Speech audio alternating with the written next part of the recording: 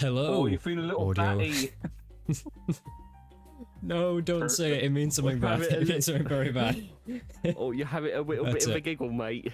Boy, mate, you having a fucking giggle. Hello and welcome back to the English fucking accent take practicing little lesson, session. mate, eh? I'm your example for the evening, apparently. Spencer, no, welcome back to another episode of Roundtable. I'm your Dungeon Master for the evening, Spencer Wilson. I'm joined here by our lovely group of players to delve back into the campaign. As always, before we get started, we have a few announcements to make. First of which is our returning sponsor, Describe. As always, if you are new or experienced DM and you are looking for some nice handcrafted text boxes, written in the exact same style as D&D 5e, official Wizards of the Coast content that you might find in adventure booklets, make sure you head over to describe.com/roundtable to get 10% off any subscription you choose. Or go and look at Arc 1, Episode 1, Humble Beginnings, and actually do both. Go and subscribe to Describe whilst listening to Arc 1, because that is how you should do it. But anyway, huge thank you, Describe. Not huge thank you. The campaign. Huge thanks to you, Describe. Thank you much, Describe. Thank you much, and also thank you much, Sirenscape, for letting us use your amazing sound sets, which you'll be hearing mixed in with other songs from Battle Bards, among others, throughout the extent of tonight's session. Well, with that, unless anyone else has any other announcements. What's the date? Nothing. Is there anything going on today? No, that's my answer. Everyone set? Don't answer for me. Good to go. But yeah, please, I'm good. thanks. Okay. Please consider supporting Arcane Recovery Podcast. Yes, we have We put got a lot our episode we put one a of lot work campaign into it. And I've put a lot of time, and it'd be great if you guys would just drop like a follow. You know, maybe tune in during our next episode. Say hi. Please go on Twitter at Arcane Recovery and say Caspian is my favorite character. He's the only one I care about. And click send. Wow. He's the only one I care about. In fact, the entire rest of the party could die, and as long as Caspian was fine, I would be happy. So make sure you send that tweet. And I want banning on this channel. Anyway. Make sure you guys go to Instagram, Arcane_recovery, and vote for Wolfgang to stay with the party the entire season, guys. Make sure that you want Wolfgang to stay with them for every single session. Elijah, I have decided it is time for you to hang up the hat of Lugos on a round table and go your separate ways. All right, that's fine. I agree. No, he just retires Lugos and brings Wolfgang into the round table. All right, mate. Let's get started then. Alright, with that, it's time to begin. Jesus, fuck. No, Wolfgang is fine. I just hate him severely. Anyway, see you in just a second. Bye. See you soon.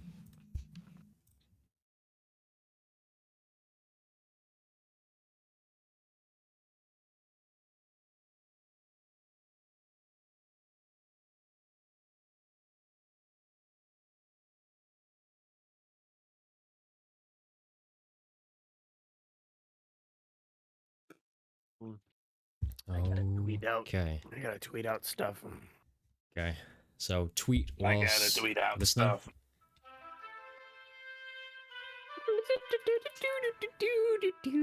Iconic. Oh. Where we last left off, you were, in essence, getting out of Dodge.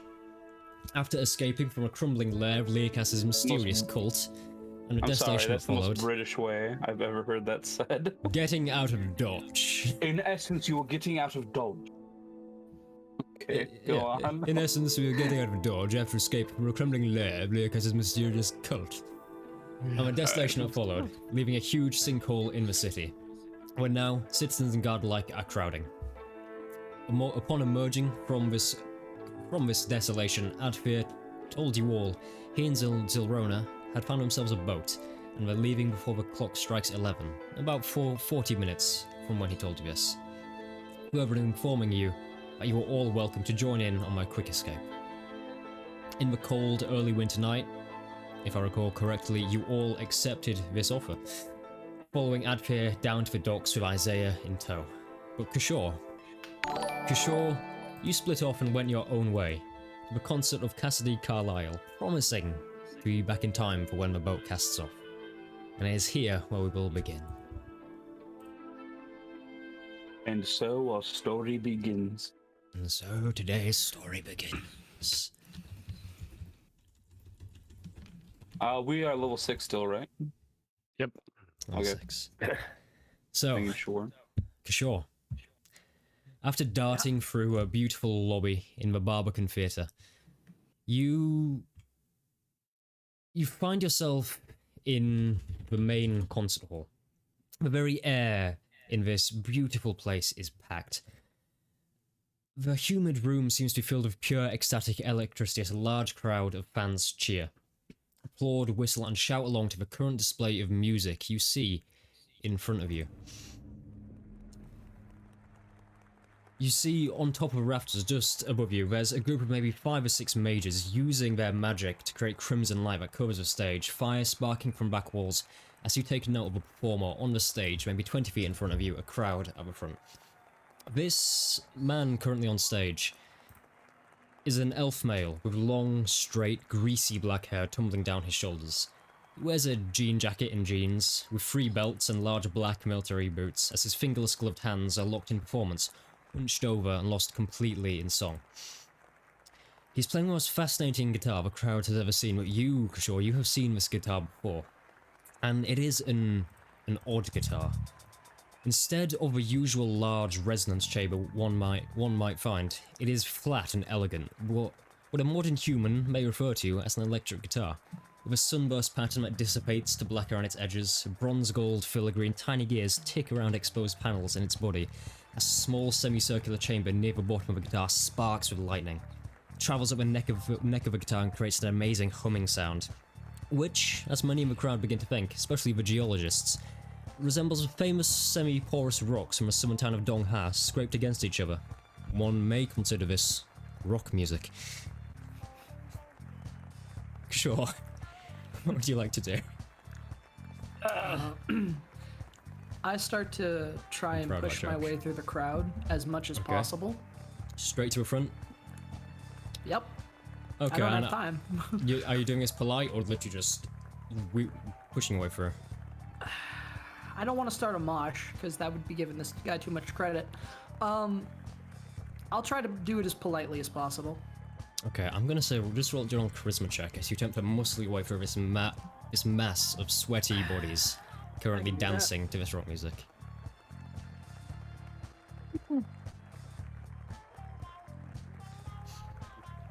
Iggy, what? What? Eight.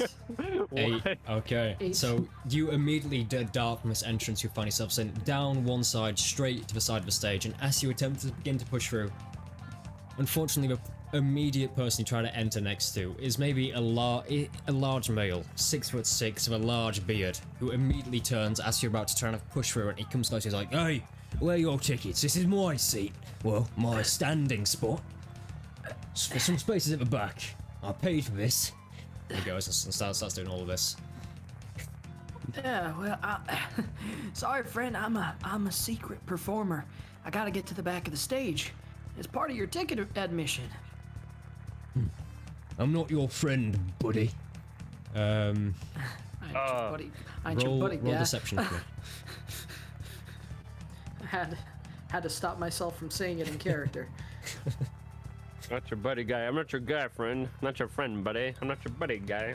Not I your ain't your guy, friend. friend. Yeah. Porku, can Maverick get inspiration?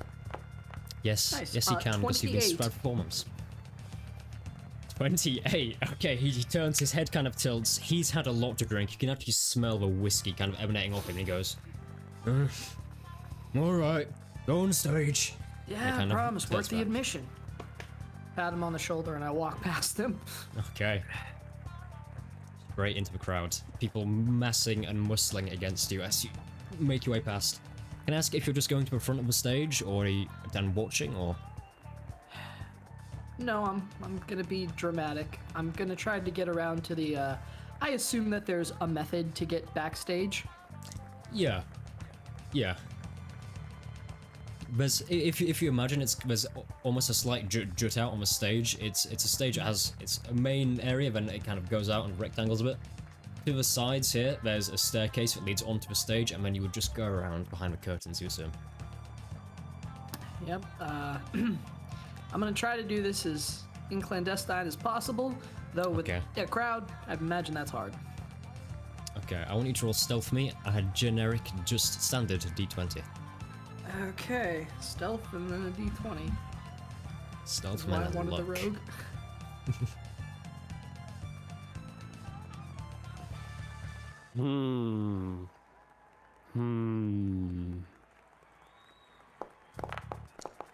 That's a 14 on dead drop of a 14. Stealth, 14. Okay. Right in the middle.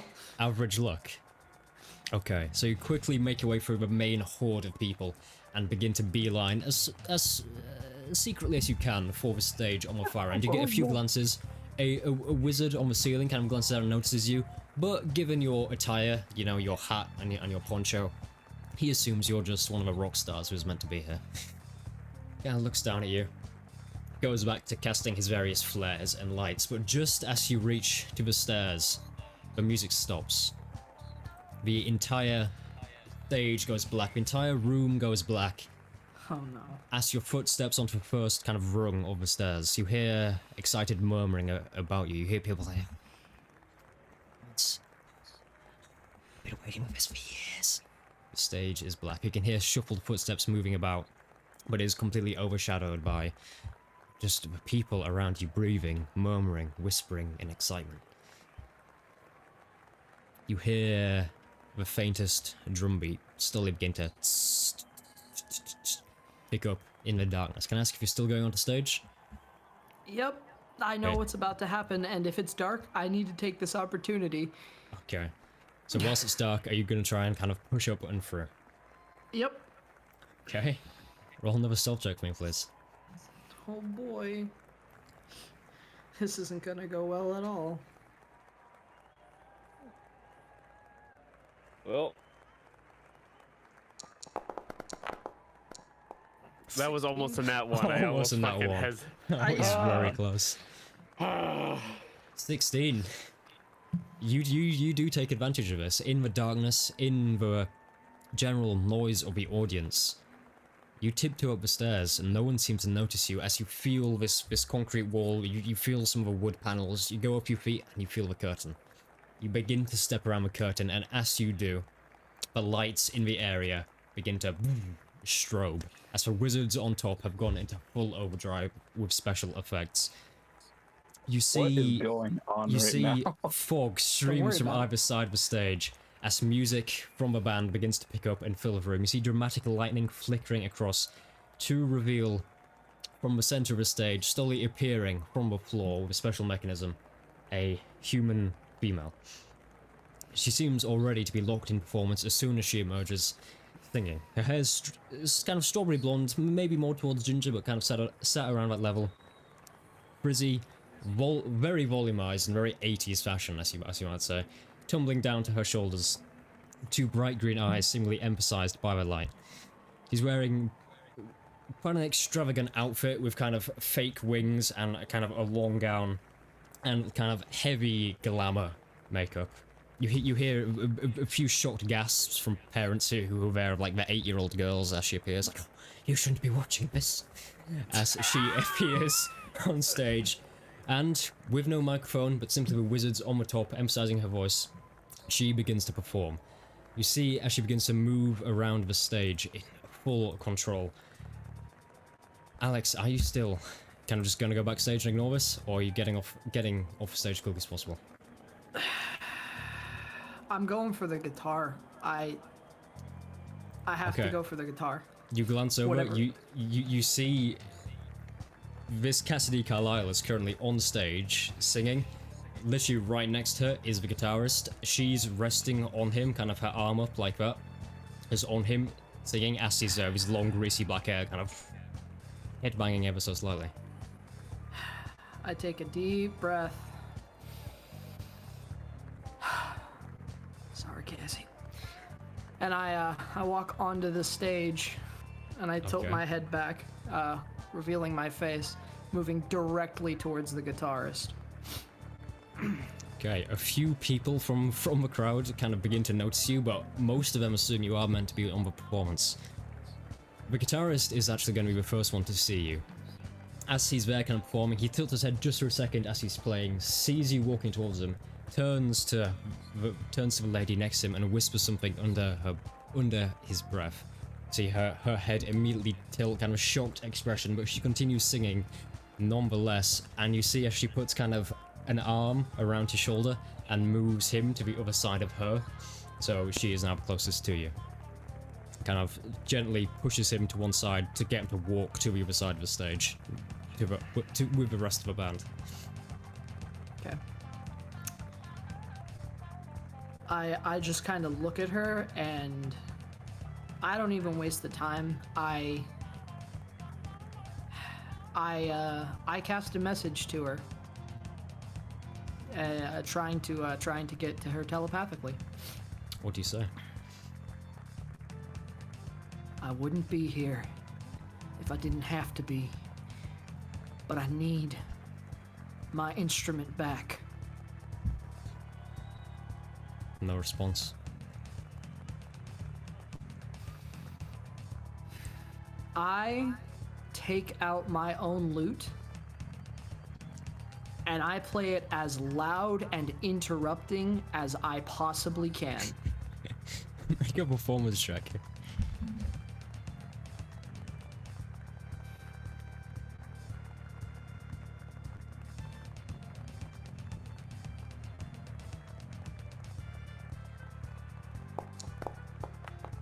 $17. 17.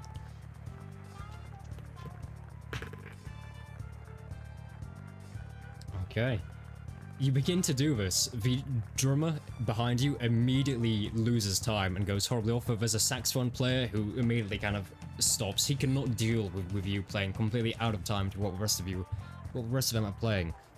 But glancing over, the guitarist is still in the full swing of things, sticking to his tune, lightning sparking over frets whilst Cassidy continues to sing. The crowd aren't really noticing it. You're getting a few funny looks. They just think maybe you're the new member of a band and terrible at that. No.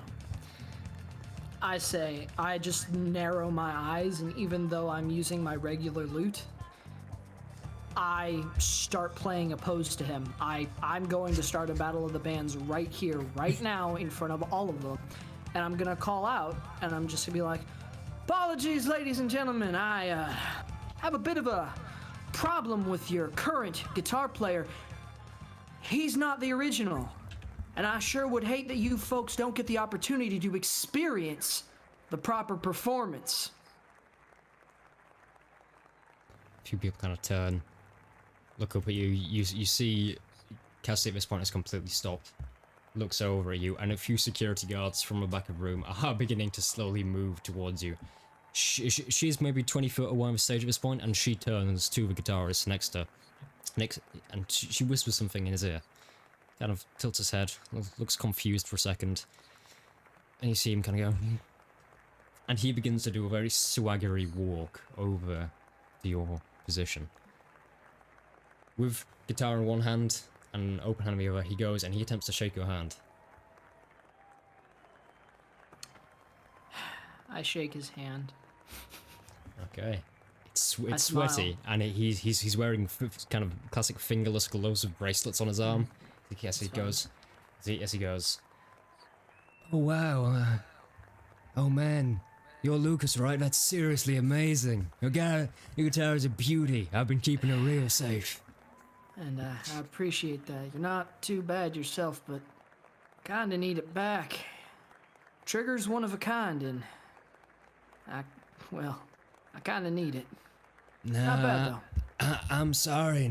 She's mine now. I can't let you have her. I'll play you for it. One solo apiece. Whoever the crowd cheers for. Kind of turns around, glances over at his band. Alright, cool, sure. Rock on. Yo, move. He kind of steps back with guitar in his hand. Same guitar. Let the people really experience what this music is, yeah? I pull Oh my lute no, around my back. you play with your lute, I play with this. Fine. I turn around and I take a deep breath, using every last little bit of prestidigitation that I have, and every bit of my skill that I have on this lute. I try playing as well as I possibly can. Roll performance for me. God damn this asshole. Just give me my guitar back. He's just kind of a dick, honestly. No, it wasn't hers to give away. Ah, 24. Okay. How does your performance sound? I know that I can't keep up with this other instrument, but it's kind of like watching a very downplayed version of Carlos Santana playing Spanish guitar very, very well. It's not got the same energy as like an electric guitar solo, but it's really trying. Okay. It's got the soul. Yep. Yeah, it has the soul. You take the stage. A few people kind of look at you very weirdly because they came here to see a specific concert, and now there's an odd man in a poncho strumming a lute. But after a few seconds, you see a few people begin to kind of generally kind of get into the music a bit. And although your guitar is nowhere near as loud, maybe 30 seconds in, a mage from a roof begins to permanently amplify the sound of your lute. And you notice quite a few people begin to like it, and by the time you've finished, there's quite a positive reception. There's a few cheers from a crowd, and you turn to see this guy with the long, greasy, straight hair. Immediately, he looks pretty hurt by this. And he goes, well, that was real good, but I'm sure I can do good as well. Stand aside. Gets the guitar. I step back, but I intentionally try to make my way over to Cassidy. Okay. Okay. And as he's playing, I'm gonna try and have a conversation with her. Whether or not she listens, I don't care. Before you even said anything, as the guy kind of begins to strum on the guitar, gathering this lightning and kind of sending it up a fret, making this amazing sound. As soon as you approach and stands next to her, she goes, managed to make it for once. There's never a problem about making it, Cassidy. So I take it you're not here for a little cute family reunion, are you? As much as I would love to, really, genuinely, no. I've actually got to be out of here as quickly as I can, and I need my instrument back. Well, I'm sorry, Lucas, but you're not getting your guitar back. It's Apollo's now, and he's very good with it. I'm not saying that he's not good with it, but it wasn't yours to give away. It wasn't given to you, it was mine. You left it, so therefore it was mine to give away. The band needed it to continue. Cassidy, this is the same argument we've had for years. You don't need these things to be good at making music. Really, and that's why you're there and it's scraggly poncho and I'm here with a huge crowd in front of me. It's not about fame, it's not about money. It's about telling stories to these people, and you don't need all this to make that happen.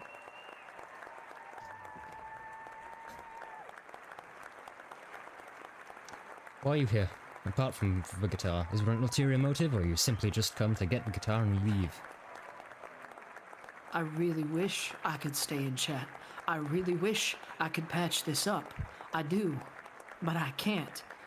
Right now, I'm traveling with a group of folks who are trying to save a lot of people, and I'm the only one who's able to help them at the moment. I play better with that. And you know, and I know we haven't seen each other in years, but I play better now than I ever have. And I have more power the better I play. I need that to make sure that they can walk away alive. I'm not going to tell you the explicits, and he kind of pulls his poncho up, and he hasn't really cleaned himself off that much. He's still kind of bloodied and muddy and gross underneath the poncho. I will also say on your left thumb is still actually kind of broken to the point where the bone was sticking out from the flesh just a few hours ago. Where I've been for the last few hours have made me a bit testy, I'm not gonna lie to you. But I'm giving you the respect of trying not to ruin your performance. But I need that guitar back, Cassidy. You see, as her kind of green eyes turn towards you, her face softens for just a moment and then it immediately hardens. And she just goes, well, it was your choice to go down that path, not mine. Cass, I couldn't play your songs. I am not gonna play songs about my sister having relations with men I don't know. I'm not gonna do that. I'm your brother. I'm not gonna do that. This is about the music, not the fame, not the money. I don't know what got in your head. I know we've had this discussion, but I'm not doing that.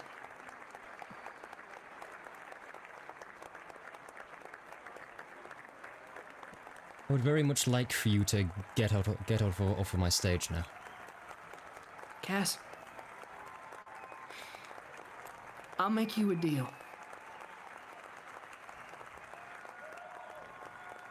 You let me walk away with Trigger. I will come back and I will play on contract with you and your band. But I have things I need to do first.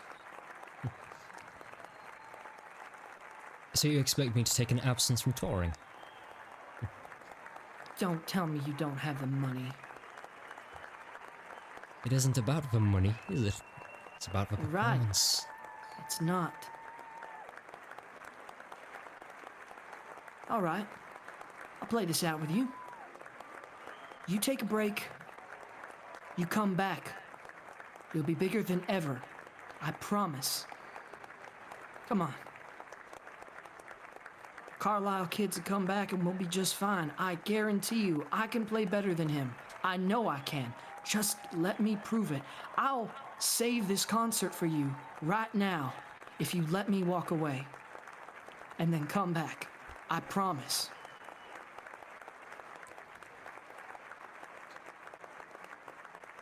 She turns around, looks you straight in the eye, and gives you a hug. And while she has you hugged, she whispers in your ear so no one else can hear. I have met people and made deals that have given me very good opportunities. I'm not going to throw that away to go back to touring to little pubs and venues with no more than 20 people cheering. That's been good. I'm not giving it away.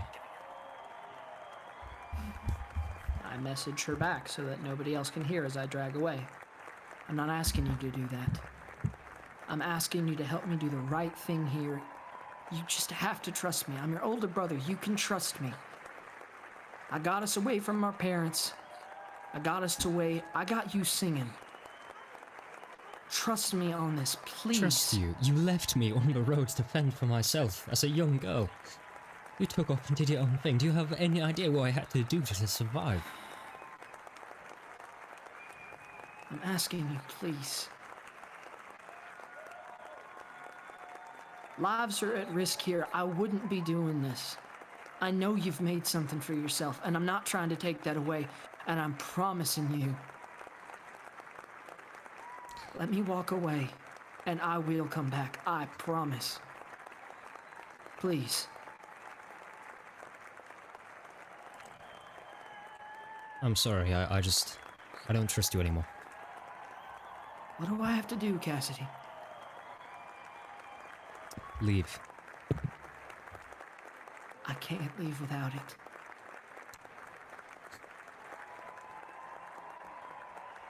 She Let me turns. prove it to you. Oh, she turns Let me- her. After you, sorry, after you. So he's just trying to say, let me prove it to you, please. As you say this, you turn to see how the performance is going for, as he is named Apollo on stage. He's strumming his guitar, and as he gets into the heat of the moment, the guitar frets lighting up with energy, he strums a tiny bit too hard. And tears straight through one of the frets. Not one of the frets, one of the strings, making a horrible throughout the entire thing. People immediately plug their ears. Various children start crying as now there's a string just hanging down with remnant energy seeping from it. He turns kind of a puppy-like glance towards Carlisle. She kind of goes,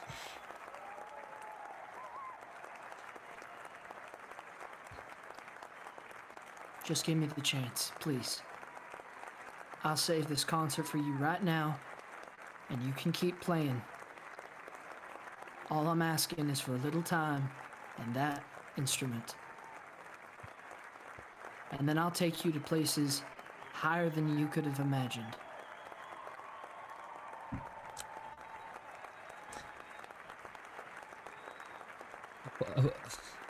Apollo, come here. Apollo just kind of goes over and he's like, oh my god, I'm so sorry. I didn't know what happened. It was all just lightning and strings, and then bang, it snapped. And, oh, the entire crowd hated it. It's like, yeah, yes. Please, give a guitar to this player here.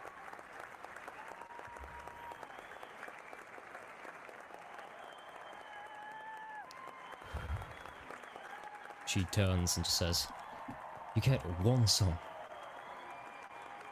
That's all I ask. Thank you. Oh, and just so you know, this whole show business life, you act like I've been in amazing hotels with bubble baths and cherries. If you had the idea of the things that I have had to do, we'd be having a very different conversation right now. I'm sure. I promise, Cass, I'll make it up to you. Right, play your song and then leave again. Enjoy.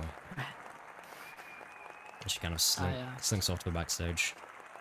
I take the guitar, I walk out into the center stage, and I take a very deep breath, and I look at everyone. Sorry. And I'll be taking over for this little shindig. One song, kind of an encore before the proper band takes its place. Drummer, keep time. And his thoughts fade. He takes a very deep breath, even though he's only got 5 strings. He begins his solo. Okay. Xander gave you divine inspiration as well. All performance with advantage for me. Okay. It's 2d20k, screw it. Keep highest one, KH1. I got the song.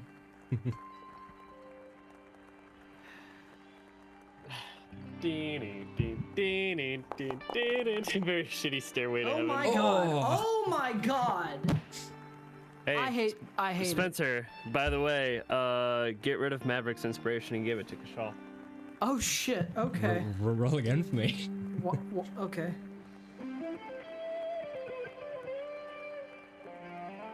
Maverick will be praying for Kashal right now, knowing that he's not coming with us. That's my in-game reason. Come on. That's better. 24. Okay. There it is. Okay. You stand on stage, and even without a string, you begin the performance. You haven't used this guitar for a long time, but it's just like it's like riding a bicycle for you at this point. Yeah, baby, let's go. As you immediately stand there, you play your fingers over the frets and the strings, letting this amazing tune come out. The crowd is loving it as more lightning that had come from before immediately starts to go up the fretboard of this beautiful machine you're playing.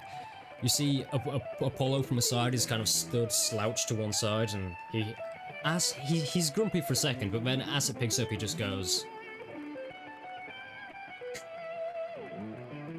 But apart from that, you continue to play, and people continue to love it.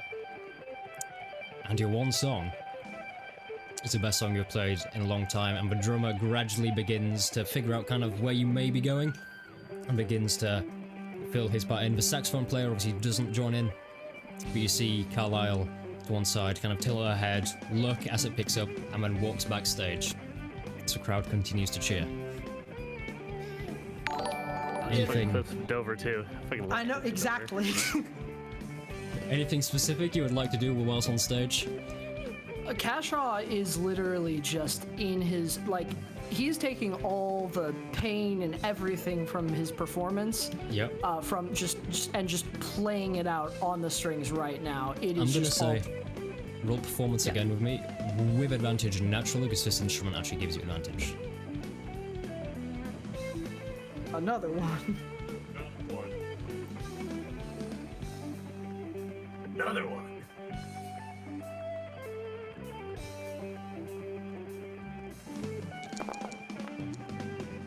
Yep. No, 24. That's fine. Okay. As you begin to play again, the mages on top begin to do all sorts of illusions and pyrotechnics to enhance the performance. At one point, a specific mage kind of shines some light around you that takes form of almost spectral wings that emerge, with light shining out in every direction as you're kind of hunched over this guitar, playing spectacularly. Your poncho kind of flittering in the non-existent wind in here, your hat pulled down the brim. Okay. Yeah. Any specific actions you'd like to take? I'll say do so now, but yeah, no, it's just gonna, it's a light show. He's just playing. He's playing all of his frustration out at this point. Like the noise fades to nothing. He's just listening to the guitar. Okay. And as he keeps playing it, the lightning starts to emanate, and like this field of energy, genuine energy, starts to spread out from the guitar itself as he keeps playing it. Okay. And as this happens, once you reach the end of a performance after about 6 minutes, you play the final string, and after that, all you can hear is your heartbeat in your ears. You kind of take a step back, the crowd pauses for a second, a bit confused at what has been happening, but then they all begin to stand up and applaud your guitar safely back in your hands. I just stand, I take my hat off, I bow, string it over, and I try to run to the docks. Okay. So you bow and you run to the docks, and as you run, you hear actually a telepathic voice in your head, and you recognize it immediately from your sister, and it simply just says, there you go, running off again. As she is at the back of the stage watching you. I just turn and I look at her and I message back, not forever this time. Thank you. No response. And then you turn, continue to run out into the cold city streets. And speaking of which, we will action cut back to what has been going on for everything else whilst this has been happening. Time for me to shut the fuck up for like 30 minutes. Thanks, guys. Don't worry, it was an epic moment. Good shit. Woo. It was worth giving up the inspiration for. I'm very glad I downloaded that song as well. Epic. I love Cliff Dover, dude. Right. So, the rest of you. As Kishore had gone his direction, you all immediately began to rush down the snow-packed streets of Colfort towards the docks, following the slightly limping Advir at this point. You look around, the streets are barren at this time of night. There are very few things here, and all you can hear is your own panting breathing, the heartbeat in your ears, footsteps of those around you, and now a faint din of music in the distance. As you rush along the snow. It's maybe a 5-minute run to the docks. As you're heading there, is there anything anyone would like to do, or shall I just skip you straight there? I will say, Lugos, you weren't here last session, but at the moment you're in shifted form. Yeah. You're So muted also. Oh, I'm in shifted form right now, Yeah, huh? you're making a quick escape. Yeah, because everything was like crumbling down around us, and we had to go through that narrow passageway of the uppers of the mines to get back out again. So I'm in the middle of coal fort while I'm shifted. That's dangerous. Yeah, you are literally just bounding along the street ahead of everyone else. Oh shit. Okay. we were gonna be crushed alive by the collapsing mines. So yeah. I thought it would be appropriate. No, just never do that again. I'm just kidding. Anyways. Never do that again, ever. All right. He probably would have unshifted himself once he got to the surface and just casted Longstrider. Yeah. Okay. I don't have long strider. Oh, you don't? No. Or jump or whatever it is. Yeah. Zephyr Strike is the one I use all the time. Oh yeah, that's the one that gives you extra movement. Okay, so as you're rushing along, anything in particular you'd like to do, or again, shall you just run for a few minutes and arrive at the docks? I don't know if I need to get anything done here yet.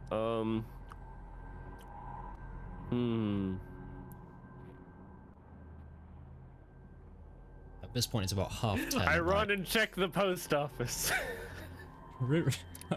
So you're kind of gonna. The good Is thing it about on the way? yeah, it is.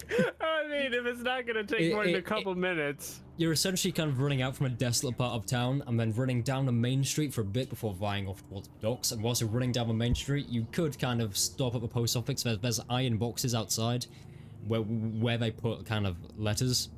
There's always kind of there's almost like a magical system for checking if you're actually the person it's meant to be. And the box will automatically open for you depending on who you are. Cool. I'm gonna see if there's any mail for me because I sent out a couple letters before arriving in before I arrived in Coldfort. Okay. Okay, so you immediately run down. Like, I'll be up in a second. I didn't check my mail.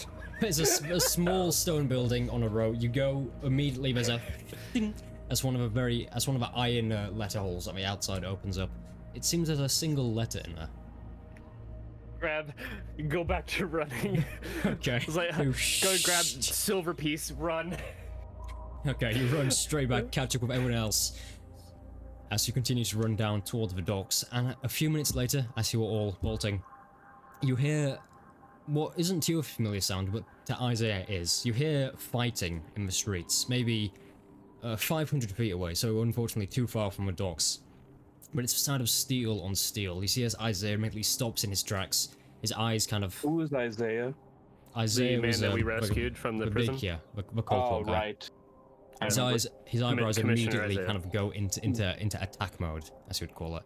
He turns and he just goes, Cold Fort Steel. You're in him. You see Adfir at the front turn around, and he just goes, well, we can't help and get to the boat. Isaiah just kind of turns.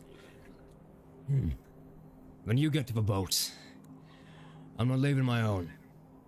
Maverick, you see his eyes shift to you and kind of bear into you. Leon, he reaches it into his pocket, throws something to you. Congratulations on the field promotion.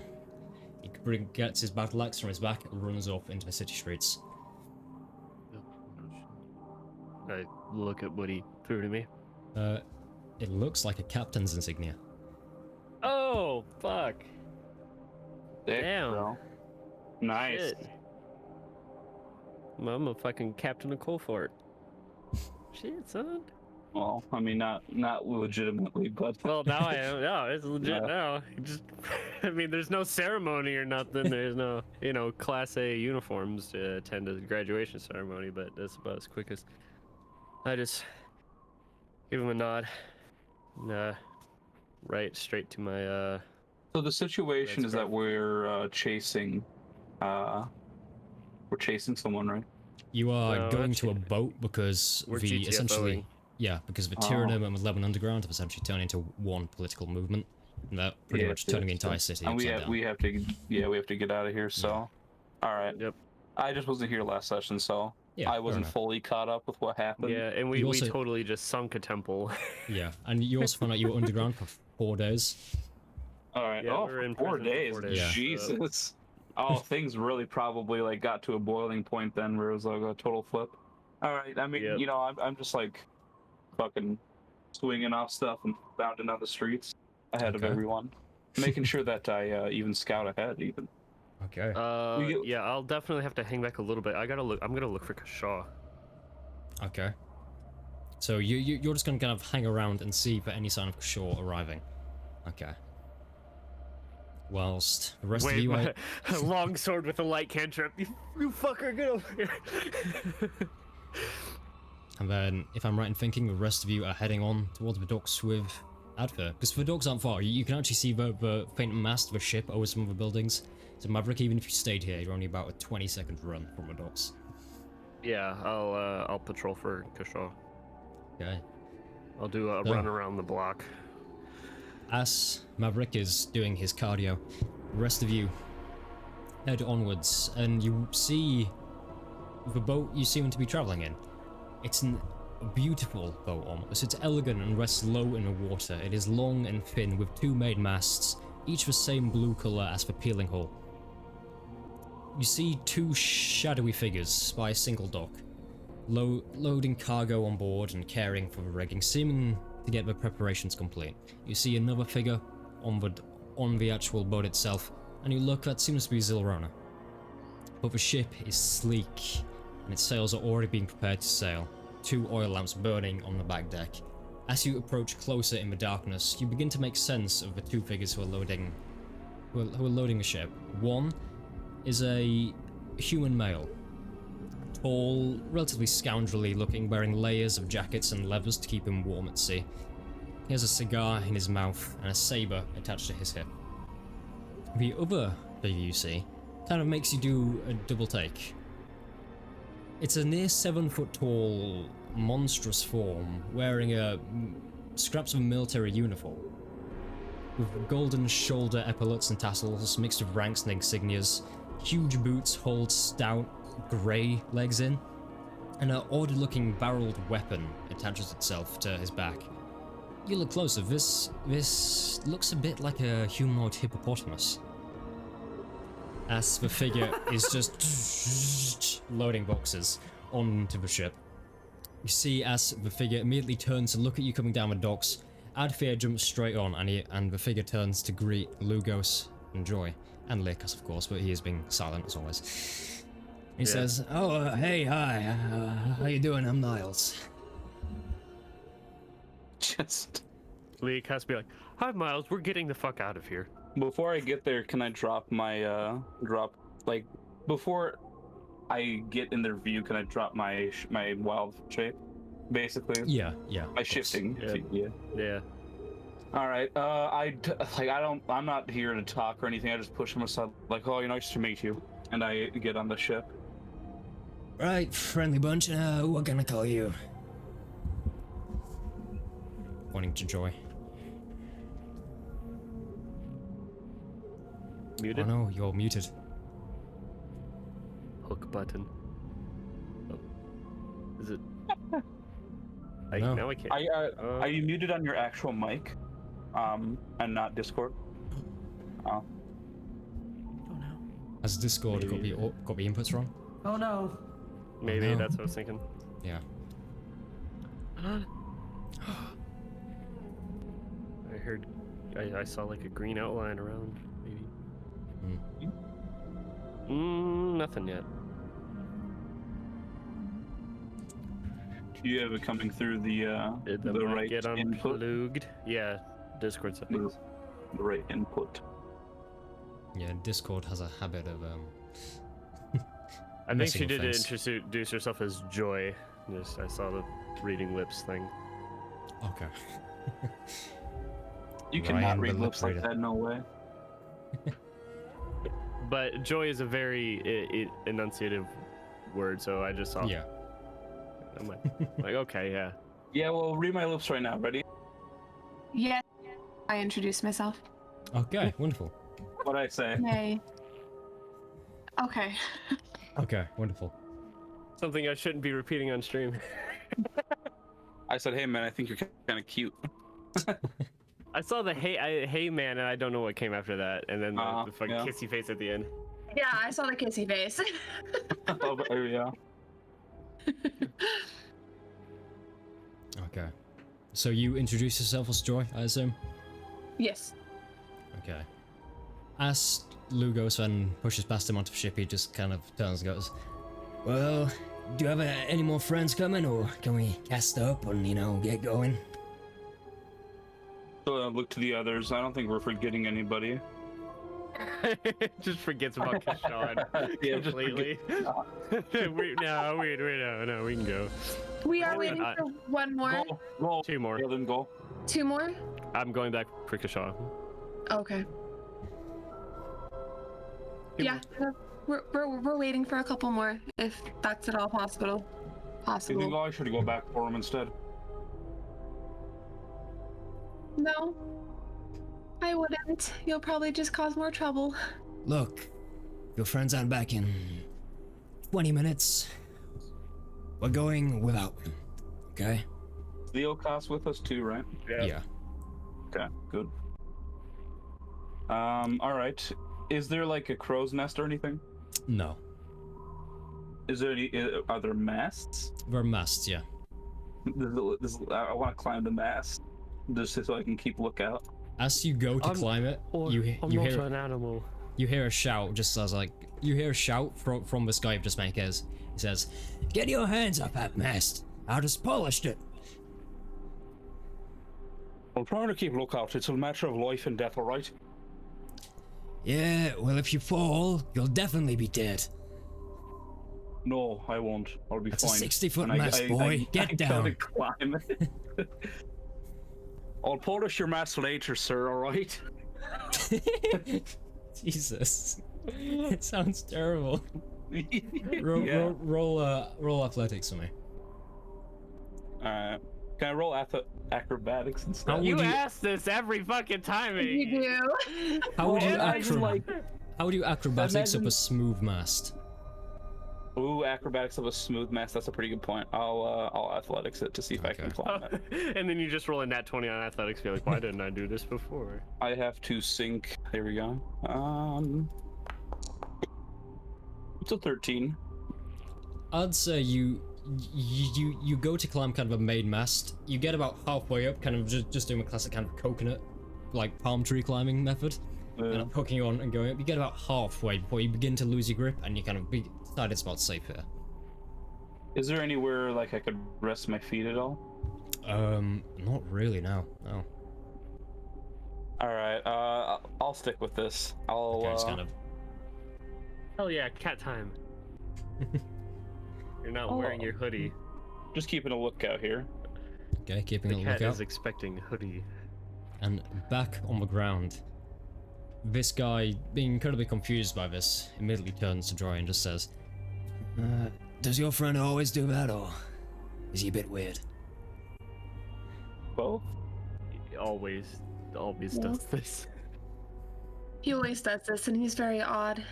"Well, maybe we should let him know if he does it at sea, he's gonna end up in the water."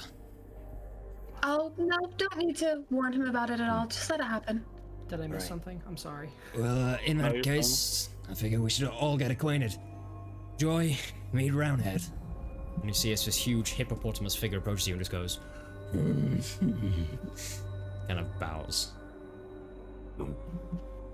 It's nice to meet you. "Yeah, he's a mute. He won't be doing much talking anytime soon." Okay. "Yeah, that's us." It's nice to meet both of you. See, that's kind of a reaction we often get. Enjoyed traveling with you. Feel free to get on board.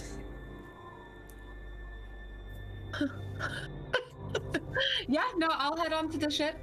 Okay. In that case, as you head on, you see people kind of various getting the ship together, and you all notice this. They seem to be the only two crew members for this relatively large vessel. Oh yeah, it's a bit they're odd. duo brigging it. They're duo brigging it. They are. It's Yeah. relatively impressive. You see Roundhead picks up two huge kegs onto his shoulders, puts it straight onto the boat.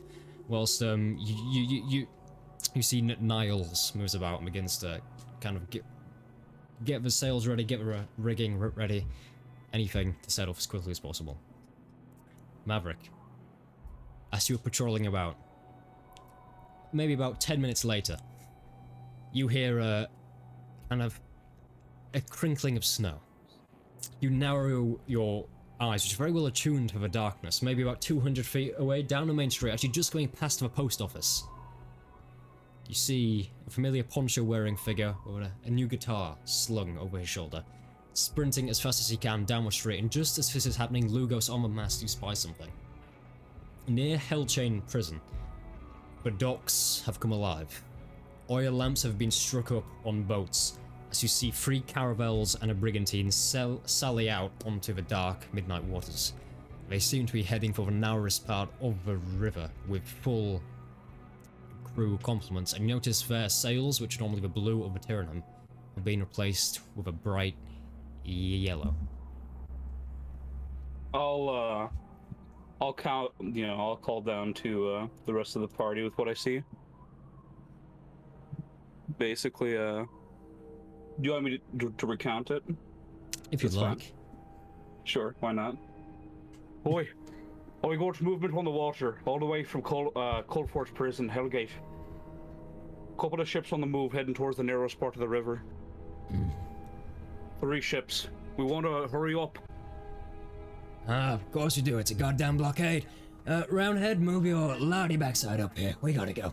You see as he immediately goes, he gets himself on the captain's wheel. Maverick, you see shore approaching you at full speed, but maybe still about 20 seconds off, as you turn and see all this movement happening on the ship, with 3 boats sailing out into the water. What do you wish to do? Yeah, I'll signal him with the light cantrip on a sword, and I do that like baton marathon running thing where you kind of like run ahead first. Okay. To kind of lead. So yeah. Holding it over your shoulder. Alex, you are here, yes? Yes. Okay. So I assume you're just sprinting after Maverick as you both head to the boat.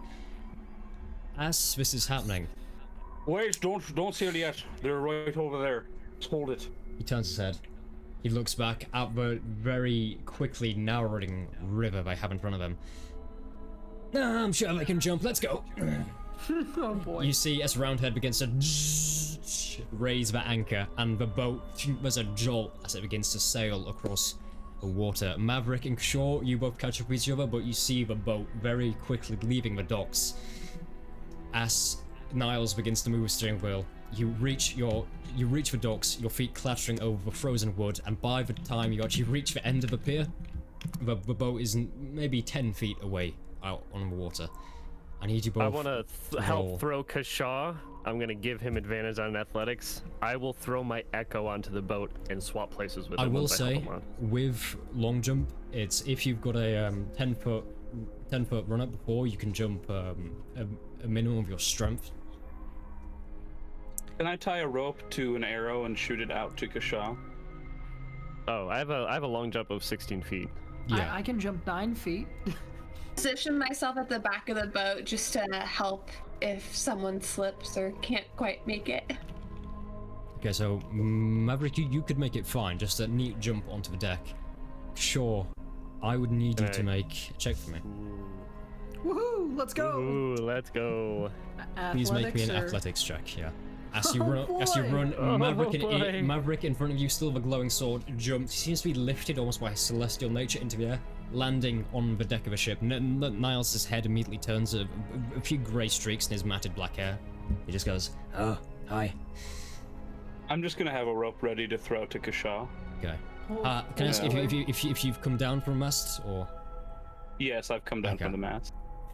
lie down, get your rope out? Okay. And I'm not sure. doing this with advantage, I don't imagine. You are not, unfortunately. Not this time. Oh boy. Can't wait. Play your guitar while you jump, then you'll have Hell advantage. yeah. Like in the middle, they're like. "Bow."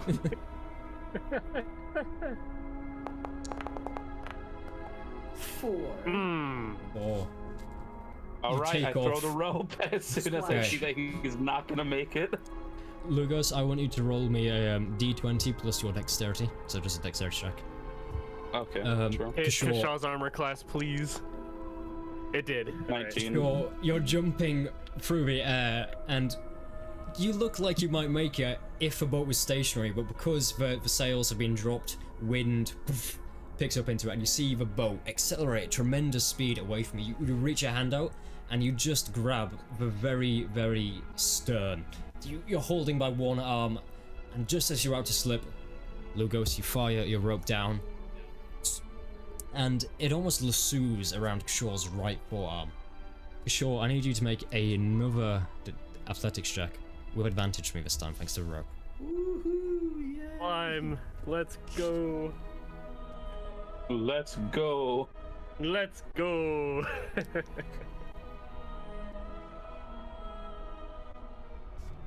2 more 4s. Let's get it. 10. Okay. That is just enough. As you hang on to this rope, your overarm lassoed, you kind of use it, slowly haul yourself up the edge. It's maybe a 10-foot climb before you reach the very top deck, and you haul yourself over, tumbling onto the other side. Luckily, your guitar not being hurt at all. Shit. Hey, Ah. I'll go to help up Kishore. Like, all right, come on, small fry. Oh yeah, thanks. Fuck you. Give him a cheeky grin. I'll help him up. Give him I'm a already quick hug. doing that. I'm already helping him up. Oh, I'll give him a quick hug. That's all. Then he stands up. I'm less of it. Glad you made it. Me too. You know, I thought about it for a minute. I'd rather, save people with you bastards as opposed to, enjoying the after concert. Fucking assholes. You ran But all do this you- way for what, that instrument? That's why you cut halfway across town just for that, huh? Yeah. Yeah, don't tell Leocas that. He'd be pissed. Yeah, sure. I bet. I really don't care. Do I see the guitar with him? Yes. yeah, on his back. It's a beautiful, Do I know- beautiful thing. Do I know what a guitar is? Fuck no, you don't. Not like this. Like a Right. wide-bodied lute with more metal on it than wood. And absolutely no sound hole. So functionally, it does not make sense. Yeah. Right. Do you have like a literally, specific design for the guitar? Yeah. It's like I have a a cer- washboard. Yeah. It's like a washboard with strings. To Lugos. I have the basis of the guitar. I'd have to draw a thing, but Oh, get it commissioned by Giovanni. I swear to God, it looked beautiful. Oh yeah, you should do it. I'm sure he wouldn't charge you more than 50. He only charged me $50 for an insignia, so doing an item might be pretty cheap. I would love a Kashaw with an electric guitar commission from Giovanni. It would be really cool. I'll point out the instrument. That's what you ran across town for, eh? looks kind of like that. Oh, fancy loot. Yeah, sure. That's Hopefully it'll, I'm assuming it's special, magical in nature, I'm assuming. yes. help us for out. for the uninitiated, it is real special loot. It's not a loot, but yeah. Oi, I just don't know what it is. Well, that's not his voice. I just don't know what it is. I just Is don't it- know what it is. Well, you see, these. I just don't know what it is. I'm not brain dead, jeez. Oh. Look, I'm sure reacquaintances are always nice, but you two, douse for oil lamps there. We have to go in silent running mode. Alright. He's just start generally dousing generally saying that to like Maverick, Lugos, and Shaw. What do you say? He Douse told the you lamps. just We're going. douse the lamps. Bravo 6, we're going dark. I'll douse the lamps. Okay. There's a very faint kind of feeling of water as the sleek hull begins to cut through the murky depths of the coal stream.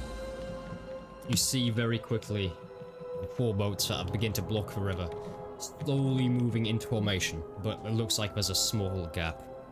You see as Niles behind the wheel kind of expertly begins to tilt and turn it, as Roundhead to the front is managing the sails. And you all watch as stealth check is going to be made. Oh, a stealth check on our boat? The boat is making a stealth check. Our boat is making a stealth check? Interesting. Horboat. Can I cast Pass Without Trace on the boat? Yeah, that's exactly what I was about to ask. Yeah. No, it's only for creatures. Oh, it's only for creatures, yeah. So get a pack of rats and cast Pass Without Trace on them and hide them on your clothes. And you'll have like a suit of rats. And then when the time is right, you unleash your rat army. You have no idea about the rat army, dude. I made a special item called Loot of the Rat King. It might make an appearance in Ark. Oh, fuck yeah, I Caspian. hope so. Okay, so as the boat begins to cut through waters, there's really a limit to how stealthy a large sailing boat can be. But this is at the upper limit of it. As it slowly cuts through the gap between two other caravels. Real quick, Yep. can I cast Pass Without Trace? Let me see. I just want to do it on everybody on the boat. Just so it Sure appears enough. that there's nobody on the boat. Okay. Everybody gets a +10 to a stealth roll if you guys want to Ghost hide. boat. Okay. Yeah, ghost boat. And as you pass the caravels, some of the crew members who are on watch notice a sleek shape just zip past them, and you hear a few shouts in the distance, but before anything has even happened, they are exactly that, in the distance, disappearing behind you. As there's a eerie silence descending and a fog rolling in, as midnight draws closer, and you begin to sail downstream. You see as Niles holds the wheel steady. Well, that's done.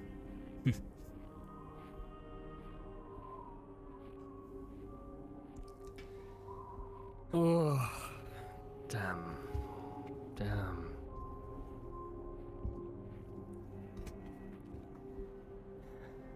But what now? We're heading to the south, last I heard. Joy, I guess we're heading to some sort of place you might be familiar with. Last I Heading heard. towards another city, you mean? Oh, an oil stretch, right? What was it? Can't remember the name off the top of my head. But it's Well, in I'm the same sorry. area that you're. I'm sorry to break it to you, kid, but those two bear ones who hired me out. We're going to Al Santa in the south. Ah, knew it was south, but I just couldn't remember the name. Do I recognize the name at all? It's one of kind of the larger cities in one of the Southern Kingdoms, but it is not where you need to go. It's kind of on the way, but a few hundred miles away. But we're heading towards a city with more Tyranid guards that could be possibly corrupted, eh? Potentially. No, trust me. Al Santa is the most corrupted place you've ever been. That's what makes it wonderful.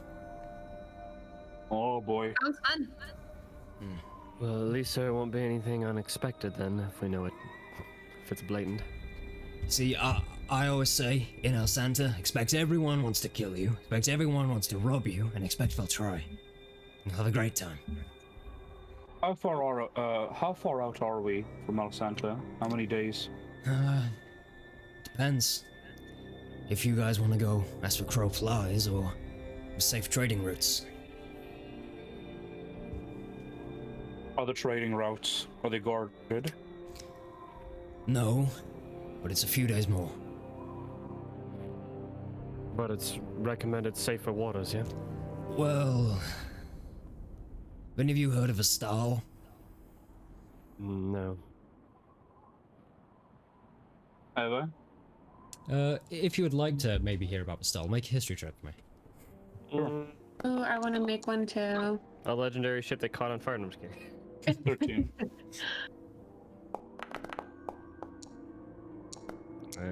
Average. Okay. I assume Shaw will also make a history check. Always. Always, always. When it comes to history and stories, go right ahead. Since this is explicitly kind of a story you may know, I'm going to give you advantage as well. Man, It all seems this to me advantage this today. is I love this it. is something you would very likely know. There once was a ship that put to sea. The name of the ship was Billy of Stahl.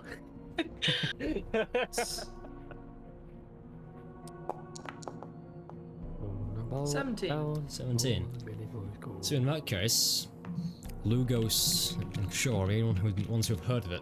And I referenced the ship a long time ago. If you remember Damar the Molten, he had an iron cannon on one of his hands. Oh yeah. there was an Took engraving of a that cannon story from on the it, stall. Yep. Yeah. and it was a story of a stall. And what it essentially was a colossal battleship. It was made thousands of years ago and was said to be essentially the figurehead of Vecna's forces. Apparently it had a crew of 1,000 men and hundreds of cannons. It was made of pure steel. Of course, pretty intimidating figure when most other boats are made by wood and powered by oars. And apparently, a few hundred years ago, it was torn apart in the wars and sunk in the middle of nowhere, but its wreckage was never actually found. No one could figure out a reason why. Surely something would have washed up on an island or be found in the sea, but it seemed to just blink off the map like that. And that was in the direct middle of the Jade Sea, so to go from the Crocodiles, from Colfort to Alsanta, you would cross right over the graveyard of Bastal. And sailors do not like to go over the graveyard of Bastal. Essentially, think of it as like the Bermuda Triangle.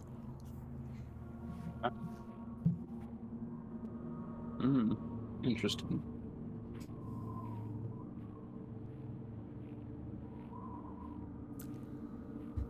Oh, what about the stall? Well, Bastal sunk Oh, there. not that ancient fairy tale of a ship, right? Yeah, Well, exactly. not a fairy tale, but Personally, I always go as for crow flies. I always think weird ghost stories, it's all hoax folks. It's all fine every time I've been. See no reason for it not to be fine this time. and how many times have you went before? 6. If you think it might be a good idea, then you're clearly the one with the more knowledge here. Oh, I trust you. In that case, looks like we're going in for crow flies. Noted. For winds of kind, we'll be there in 5 days. Great. We need actual sleep. Felt like I haven't actually slept in 4 days. Because we haven't. It's been a while. I second that as well. How many masts are there? Are there 2? Or is there only one There mast here? are 2 masts, and there's kind of the triangular sails to the rear and the front. We notice it's a very fast ship. Is there an underbelly to the ship, like actual cabins and whatnot? Oh yeah, I'll actually put a reference image on for you if you'd like. This one's Yeah. slightly bigger, so just imagine this without a mast. If you at home would like to also see this reference image, just Google ship known as the Cutty Sark. What? The Okay. Cutty Sark. It's was essentially one of the fastest ships, one of the fastest masted ships ever Oh, made. I see. Okay, so there are cabins downstairs. Yeah, there are cabins downstairs, and as you Cool. say this, you see us, and Nels kind of goes, "Oh, you want sleep? Right, I'll give you a tour. We seem to be on a steady heading here. Come downstairs." And he leads you kind of in the center of a deck and lifts and unbuckles a trapdoor, which is a ladder downstairs to what you figure out is kind of a main on the deck. Alright, thank you. I'll go ahead and follow him downstairs, see what's up. Okay. So I assume the rest of you are. Yep. Mm-hmm. So he shuts it, and the first thing you notice is there's not much headroom in here. Maybe all the ceilings are probably about 5'10", so you might have to be ducking a lot. Walls are wood, and quite a rich, kind of dark crimson wood almost, and a few torches burning. And he immediately takes you straight to the south of the ship, underneath where the steering wheel will be. And he shows you into a decadent-looking room. It's got red leather sofas, some tables, and it's very cramped. There's a small fireplace burning, and there's not much space at all, and really, if you tried to stand up from one of the sofas, you'd have to kind of hunch over to not hit your head. But at the same time, you look, there's some opening windows that you can open with shutters on the side, and he immediately kind of draws you into space and says, "Well, this is the common room. This is where we eat, relax, play cards. Through there, there's a bath. Since we've only got a small crew, we can afford to use it. In there's the kitchen. Be careful with the oven. The door sticks, you can get food trapped in. I don't have to tell you, trapped food in an oven on a wooden ship, never a good day for anyone. Just through there, that's my quarters. I doubt any of you will be seeing the inside of it. Yeah, this is a common room. Any questions? Leocus lays on the couch. No. Alright, listen here, man. I'm sorry I was being rude earlier, so... My name is Lugos. I was in a bit of a rush. We were in a bit of a bad spot for a while. Yeah, well, don't worry about it, kid. You're here on the Mayfly now. Fastest ship of its kind. Get you wherever you need to be in no time. I appreciate it. Right. Yes, How about thank I you. show you to your rooms, and then I believe Roundhead's gonna make us some dinner. Right. If you might need any help around the ship, just let me know. I'm more than willing to help out around here. If Oh. you might be low on crew or anything. Yeah, it's interesting doing everything with a crew of two, but it works somehow. Don't read too much into it. We do a lot each. And he takes you down kind of this main central corridor he showed you before, which everything comes off of. He immediately shows you into another room where there's essentially just two hammocks with a wall between them. Here's the guest room when we have guests traveling with us. As you can see, we don't have any real guests, not paying tourists. So feel free, whoever you'd like to take this room. But are more hammocks in the communal room. These are, a little private accommodation. He leads you further down to the bow of the ship. And as he opens the bow, you see a large hollowed out space, supportive pillars dotting the room, and from these supporting pillars, hammocks have been strewn with a small wicker basket below them for personal belongings. In a nook to this room, kind of down to one side, you see a table with some chairs, some cards put out. And I guess here's where you'll be calling home. Communal living space, nice comfy hammocks. You see, hammocks so much better than beds because you don't have to worry about falling out. You've got your table down there.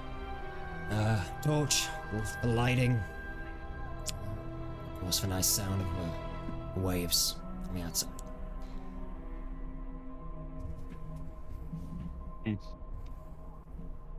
I'm already doffing armor.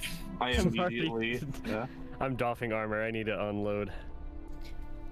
I put my stuff down and I climb right into a hammock.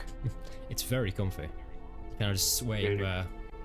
Don't let Scott hear you say that. I mean, he might get jealous with his futons.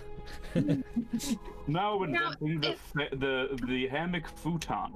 It can roll out.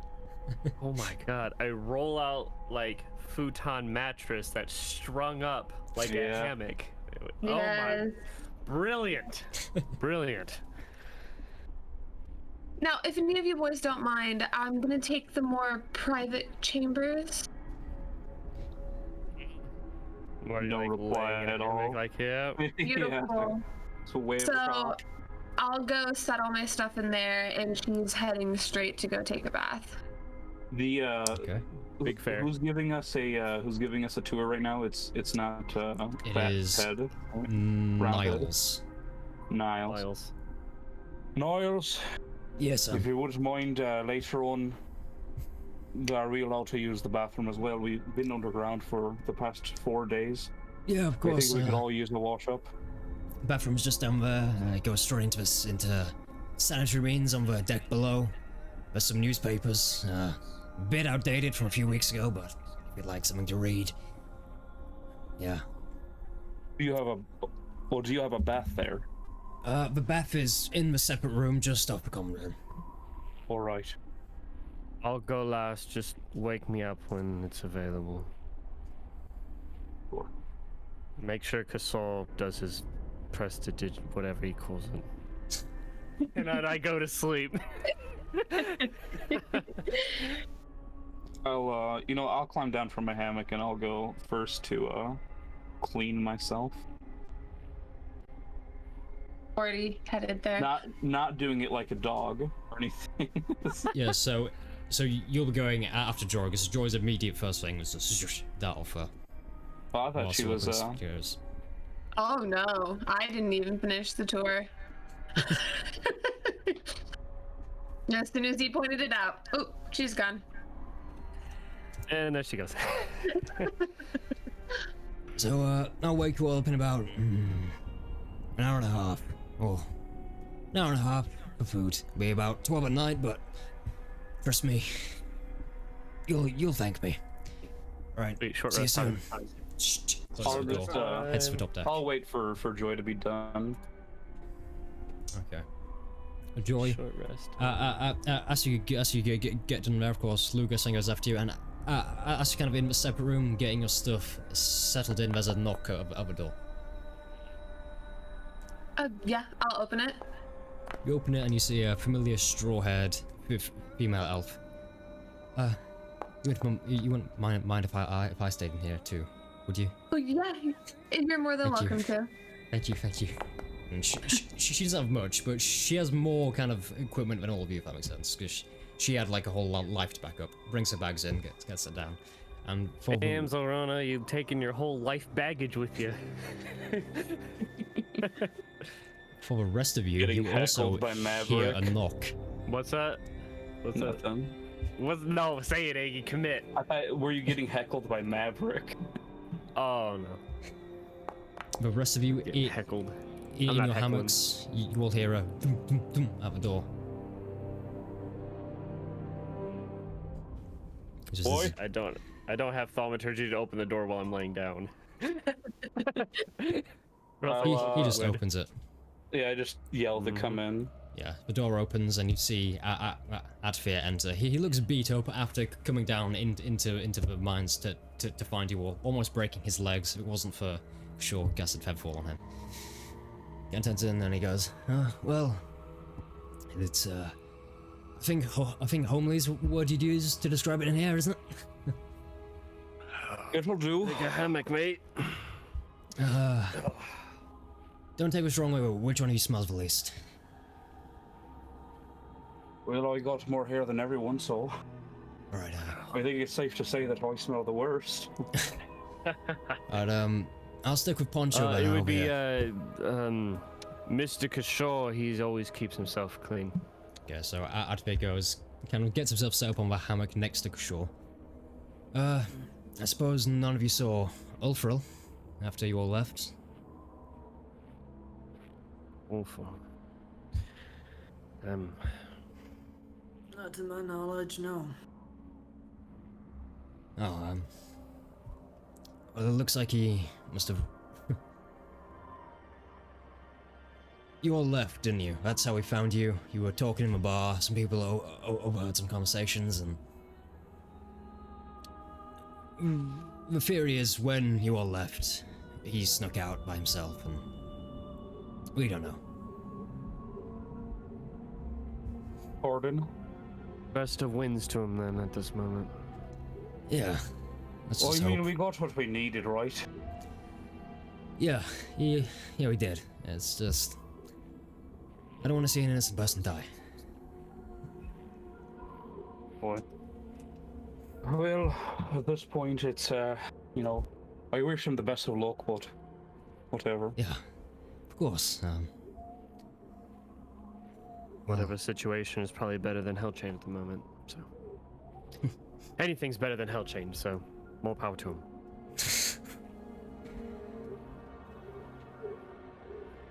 Interesting theory. And you see as he settles back into his hammock and he too has a short rest. So you all tend to your business, heading out into the dark river of the night. So, as you begin to leave your harbor, the music is taking a while to play. There we go. So, as the boat essentially just skims through the harbor, unbeknownst to all of you, but you feel a slight lift. And from a physics perspective, I know this is complete kind of schmuck, that doesn't work at all. But on the very top deck, round-headed nails activate the special system of this boat.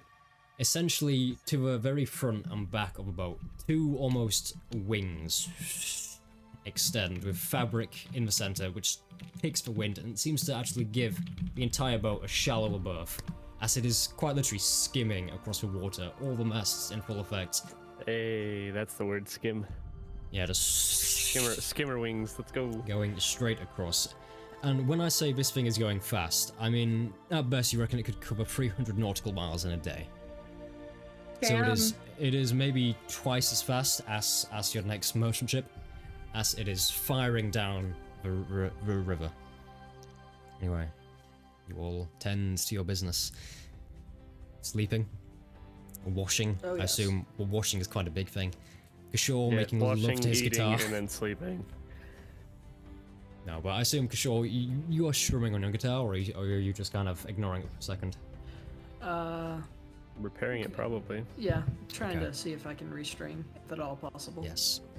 I'd say you have enough knowledge of it that you could, even though I know they're definitely not the same kind of string, you could transfer a lute string to your electric guitar. Okay. Gotta be Even one of the heavier strings. Heavier lute strings. It's a badass looking guitar too. So, as he's doing this, After after you. after short resting and eating, I want to read that letter before I sleep. I will say you haven't eaten yet. You could read the letter now before you eat. Yeah, sure. Okay, I'll send you it. Snag this on the way out. Oh, hold on, I gotta do a detour. I gotta check the post office. Excuse me. Excuse me, gotta check the post office. Like, I was going to think, oh wait, am I going to check the post office? Yep, always. Always before I leave an area, I will check the post office because my main form of communication over the past year has been letters. Must be nice to have somebody to send you a letter, huh? Yeah, right? Must be nice to Yeah. have a person to send a letter to, huh, Dear Maverick? sister who is not dead like my friend Lugos is. Oh my God, It is so dude. good to hear from you again. Sorry. Bastard. That's terrible. I'm sorry, Iggy. It's fine. It was funny. Well, I mean, that's something that like Maverick and Lugos like Maverick actually has, sympathy for Lugos because he cares about his sister Lugos a would lot. probably be like really angry if you said something like that. Oh, Like, absolutely! He will never say something like that. just as like you're writing a letter, like, dear very alive Alive sister and not dead like Lugos. It's your brother Maverick. Who never abandoned you or left you in the woods ever. Who never abandoned you or left you in the woods to die. God, that's so terrible. Horrible. Okay, can't I'll help but laugh at it, send holy this to you shit. now. He just had to change the letter really quick to brother who didn't leave me to die in the woods. It is so good to hear me. To brother who actually protected me. Oh no, that's too far. That's too far. No! He tried. Twist the knife. Okay, well, it's sent to you. Horrible. And Maverick, as you sit reading that, the boat heads out down the stream. The stars begin to ting ting pop out as Roundhead and Niles finish up their preparations and come down below deck. You all get a knock on your door. Hey, food's ready. Boy. Come in and eat. At this point, is Joy done with the bath? Like, have we all I washed very up? much assume so. Yeah. Yeah. Awesome. All right, I'll make sure I wash up. I wake up from my nap. I climb down from the hammock. If Okay. Maverick's not awake, I kick his hammock lightly just to wake him up. More like pushing it with my foot. Yep. Letter still in hand. Yep. I'm up. Going to eat. Great. Hopefully it's not thrown at us from bowls. Yeah. I'm starved. Absolutely. Alright. And then, I took an apple from a farmer's market vendor on the way to the post office, and that's been holding me up for the past hour. Lucky. I took an apple from a farmer's market vendor. It's like, that's mine now. I gotta go. Alright, so as you dismount from your hammocks and head to get something to eat at the dinner table, I think we'll take a short break. So, join us back here at 10 past. Does that sound good to everyone? So they can Yeah, have sure. a nice dinner for the first time in a long time. And maybe Yes. relax For real. a tiny bit on the ocean. We'll see you very soon. Stay tuned. Probably That was a Lucas. nice little letter there.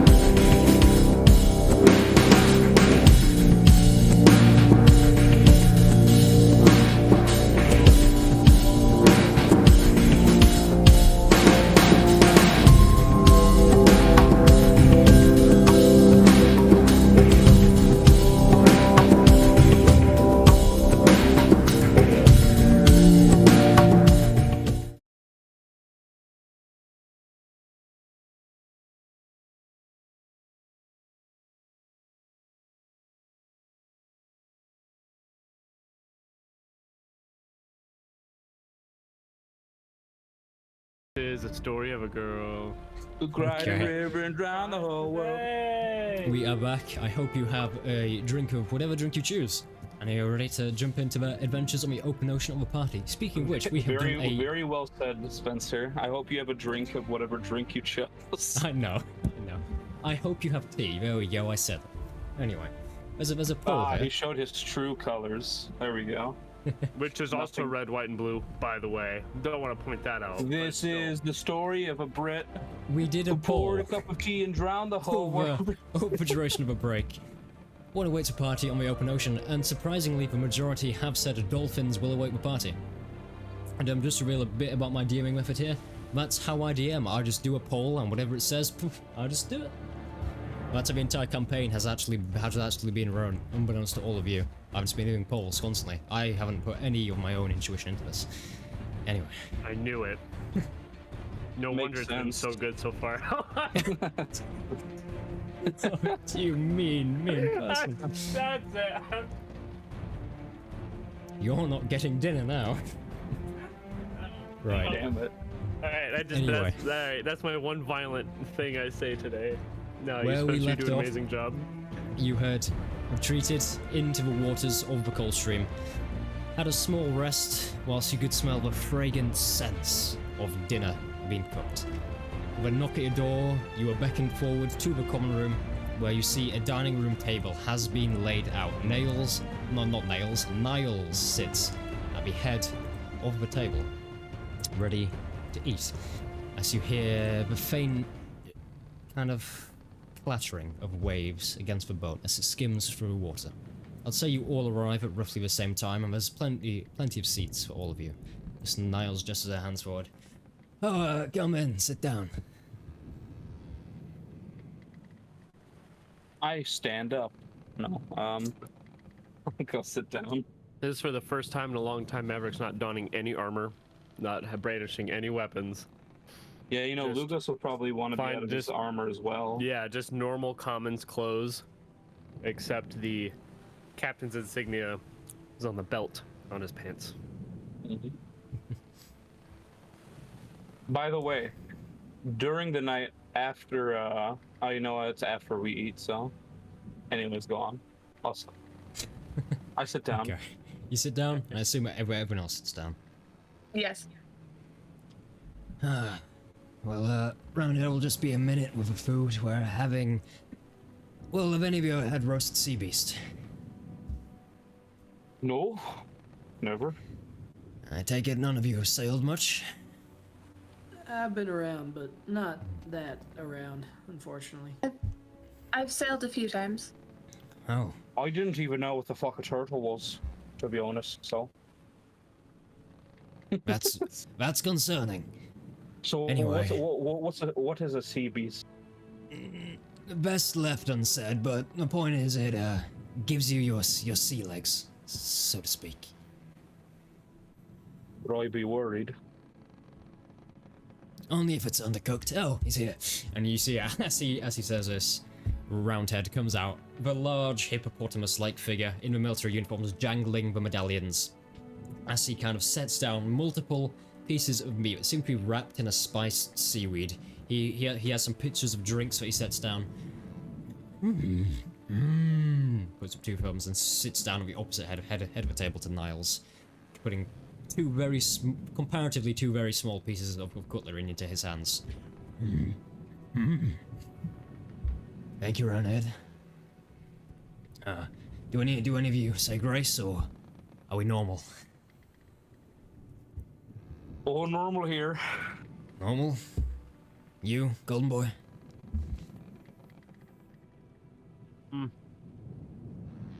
We don't have to if you don't want. Yeah, I prefer not to pray to bookie religions before I eat food I purchased, I cooked, and I set out on the table. Perfectly fine. Right. On that place, took in, I guess. I'll put the fire on over here. You see as he gets up, put some logs into the fireplace, and it. As he gets Spark up and spark. and walks away, I'm just whispering very quietly under breath. Sausage Palis, Altua, and the Triad business. I'm just like, you know, just Zealous's Palor, Altua, and the Triad. I'll just kind of say a light grace in my head to the goddess of the forest. That's all. Okay. And then there's Leokos. Talona, bless this food. That'd probably be a bad thing if she did. Bring me Yeah, for poison to real. kill my enemies, slaughter and death. Ooh. May That is these, the kind of may, prayer to these Talona. may these plates of food give us the strength to calm your enemies, Talona, in your name. Asmodeus, please give me the strength to. No. Anyway, I assume you're all tucking into the food? I'm gonna wait until I see one of these crew members eat this food based off of them saying, "Oh, you'll love it." Yeah. I think they're fucking with It's us. the kind of food that'll put hair on your Yeah. chest, so Maverick will take a bite first. I'll sniff it, like see what it smells like. A little perception check for me. Me? You Or- see as Niles pretty eagerly dives into it, and you notice he's doing something as he eats. He has his plate in front of him here, but he has his forearms to either side, very close to it at all times, and when he goes and moves around, he kind of does this. And you notice this pretty quickly as all of your plates begin to kind of slide about with a slight rocking of the ship, so you have to kind of adopt the same forearm to either side Yeah, thing. I grip it. Yeah. It smells a bit like if you took a chicken, threw it in the sea for a week, crossed it maybe with a bit of dragon, and then spiced it to perfection. Oh. Yeah, anything like I'm just gonna say it. You know, seafood. It usually smells horrid. All right. It's like the worst part of seafood is the stench. Yeah. It doesn't smell the I'll best, take it it. smells interesting. I'll take a bite though. Yeah. It's essentially this meat wrapped in seaweed. You bite into it, it's a tiny bit chewy, but it kind of comes apart, and you think you taste some rice, and some of a bit, and there seems to be also some raw fish actually put into the meat itself. And a bite into it.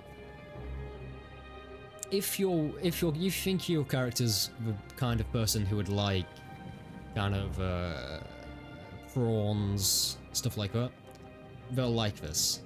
If they're the kind who wouldn't like seafood, they won't like this. At this point, you know, he's indifferent, man. He's been like 4 days without food, so So this probably tastes like the best thing that we've had this month. yeah. I'm like inhaling it after the Yep. first bite. I think it tastes all right, you know. Yeah, it's all right.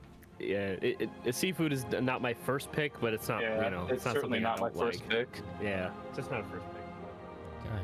So, as you all begin to tuck into your food, you see Niles at the head of the table, eagerly took into his, and after a few seconds of eating, he just goes, "So, where you all from before you found your way onto the fastest ship in the ocean as we know it?"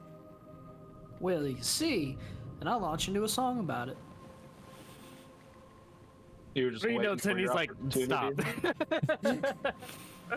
Roll performance for me. Woo! Let's go. Can I ask if you have your guitar on you? I do, always. It's not He's just leaving like, me now. well, zzz. Well, to be fair, Lightning strikes, catches the ship on fire. What's interesting, actually, about this guitar is, as I toggle the switch, it sounds exactly like an acoustic guitar Okay, with none of the acoustic hole for it. okay. Very nice. It plays acoustic noises. Crazy. Interesting. Let me just get the roller here. And can I also ask what you include in your song?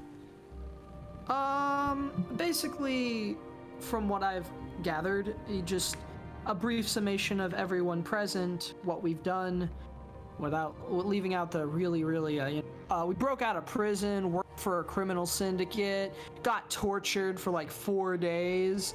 You know, like the nice stuff, like Maverick is a hero, and Joy is just the most beautiful thing on this ocean.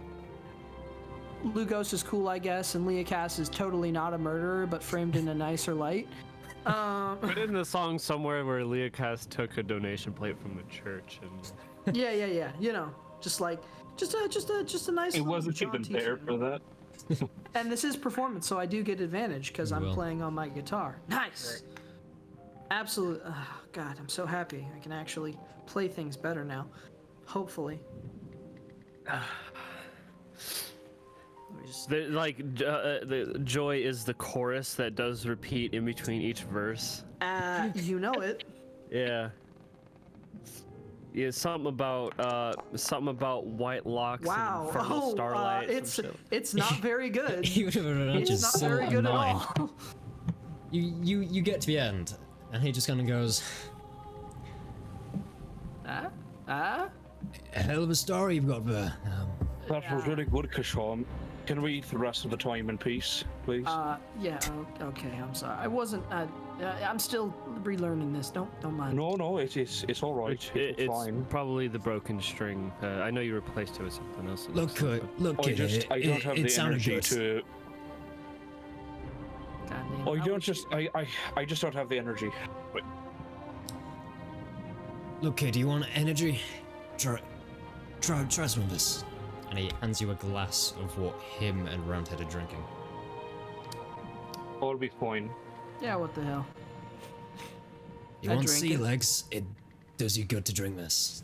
I drink Try it. Sure, It's, drinks if it? it's salt water. Okay. Yeah. Go ahead. I drink it. It smells salty. No, What I kind no. of- I Bubblegummy as well, and but this is kind of an aroma that goes into your mouth as you drink it. You kind of taste it. It's slightly bitter, but it's not bad. Okay. It goes down pretty heavily, like whiskey, almost burning, but I swallow it down. Isn't too bad. I think I'll get my energy back tomorrow after a long rest. I don't think I need any right now. It's not too bad. Speak for yourself, but you'll be sick all day, and I tell you, I'm not cleaning it up. If you're sick on my ship, maybe my ship, but it's your sick.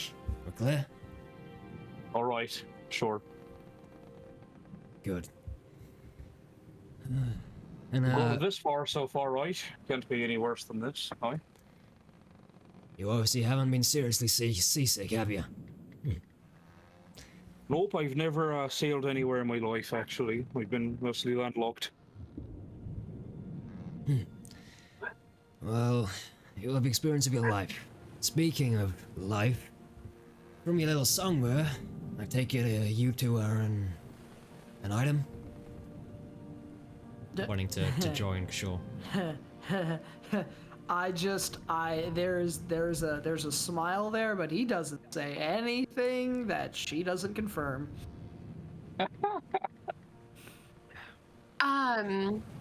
Yep, there it is. There it is. I wouldn't. I guess it really just depends on the day. Madam, you wound me. I'm sorry, kid. That must hurt. That's And alright. then on the day. felt it from here. Well, Oh, it's. I won't say I deny it, but I'm not gonna say yes either. don't worry. I mean, that's better than no. Don't worry. That Between is- you and me, he's a bit musical, isn't he? I'm right here. Thank Yeah, you. I know. Right here. I take that as a compliment. Saying from across the table, between you and me, by the way. Who's all with it? Is Advir and everyone else still awkwardly with us too? Like, Adfair and Zilrona are kind of just next to Roundhead at the far end, kind of just staring at gravy, kind of slopping down this hippopotamus's mouth as he's just like. I actually want to catch Zilrona's gazing. Just roll my eyes at the situation. She kind of just goes. And looks down. Hey, Captain, quick question for you. Just a little shot. Yeah, of course. What's a big guy's favorite kind of food?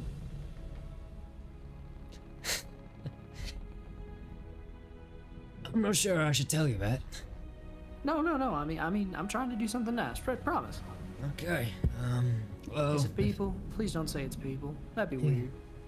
have you heard of seahorses? I have heard of a horse, and I've heard that there are things in the sea.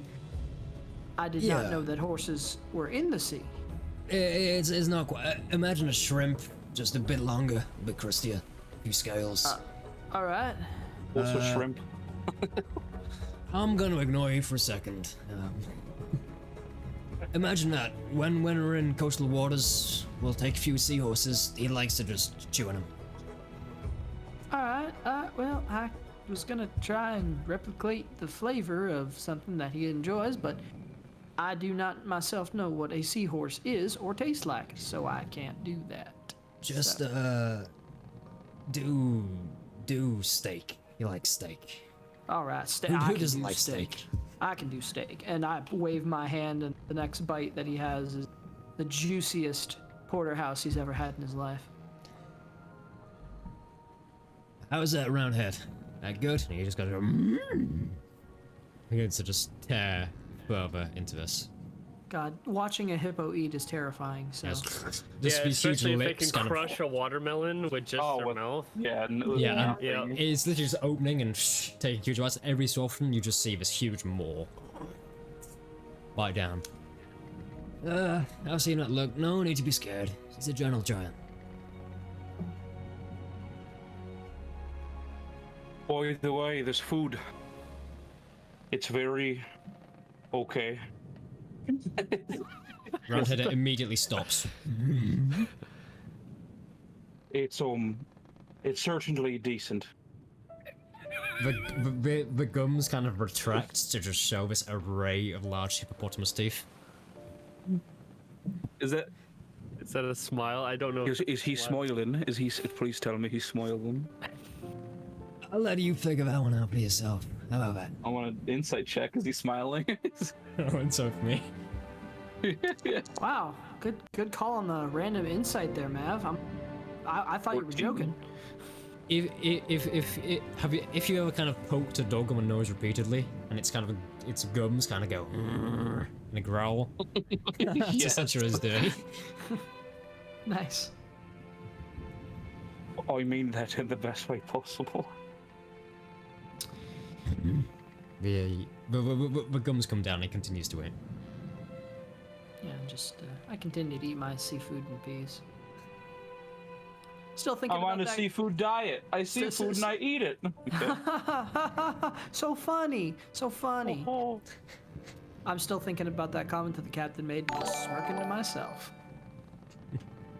She didn't say no! She didn't say yes. Shut the fuck up. Don't take this from me. We joked a while ago. Maverick's gonna be the one to be Mr. Steelio Girl, and then now I'm just like, no, never mind. I actually want to see how this shit plays out. Actually curious.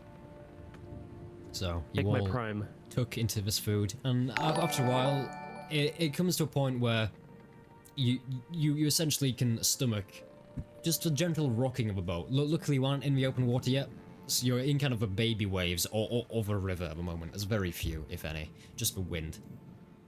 But you all stomach it down, and towards the end, Niles has gone back to eating for a bit. I mean, he finishes his meal. Well, I'm gonna turn in a bit, but before I go, any questions? Sure, it's a There big thing for you, coming on to such a anything- charming ship with such a charming captain. Yeah, is there anything in particular, friend, that we should know in case we run into any problems out here on the ocean? Well, Like, there's 2 rowboats on the top deck. Get into your problems, we can all fit into those. Should be easy going if the wind is kind. We'll be going for oars rest in the morning. Then I'll be out in the open water.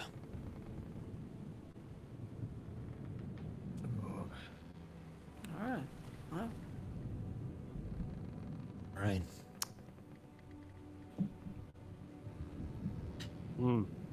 Sure. Can we borrow your skill set after dinner? yeah, whatever you need. Great. Lugos. Why don't Boy. you procure that procure that bow out of your storage? Oh, right. We got some stuff we need. Figure. Oh out. yeah. Oh, sure. Yes. I've been looking to get that looked at actually. Do you mind looking at something of mine as well? Sure, let's all powwow together over a game of cards, huh? Yeah, right, sure. adventure and stuff. I get it. Enjoy your night. Stands up. Yeah, sure. Heads and Whatever, transporters. whatever it is you need to go Drink look at. here. Are you saying you that have any- before he goes? Yeah. Oh yeah, if you ask Roundhead, he can get some wine, some water, some ale from storage. Captain, we are not your average passengers. I'll pay up if you've got yourself some rum. Yeah, we're happy to pay extra for anything alcoholic. Of course, Joy is. I tell you what, the alcohol tab's on Joy tonight then. Eh? My kind of passengers. For a few coin, Sure. I got rum, I got whiskey. And I got a mix of the That's- I'll two take the if you're so whiskey. inclined. Yeah, that's more like it. Thank you. Well, I wouldn't mix those two. Well, you can try. It's fun. How much You do would I be owe making you for it? grog. Go on. How much do I owe you for? I'd say make yourself a jar every time you drink a cup, put a silver piece in the jar. It's like a swear jar, beautiful. just less fun. You could make a swear jar as well, if you, again, feel so inclined. Sounds good, thank you. Right. Also, whilst we're at it, please make playing a guitar jar. May get on my nerves relatively quickly. Right, see I'm ya. not. No. I said it, don't kid. I play. said it. It's out of me open. No, not taking it back. And you hear the door All right. shut behind him. I'll just start off the bat and put 5 gold in the little jar. Oh, Jesus. Yeah, it's gonna be a gonna long be- 5 days. It's gonna be that kind of night. Yeah, it's gonna be literally. Roundhead Just- reaches into his pocket, pulls out a single ahead. silver piece, and throws it in a jar. And goes, I hate this.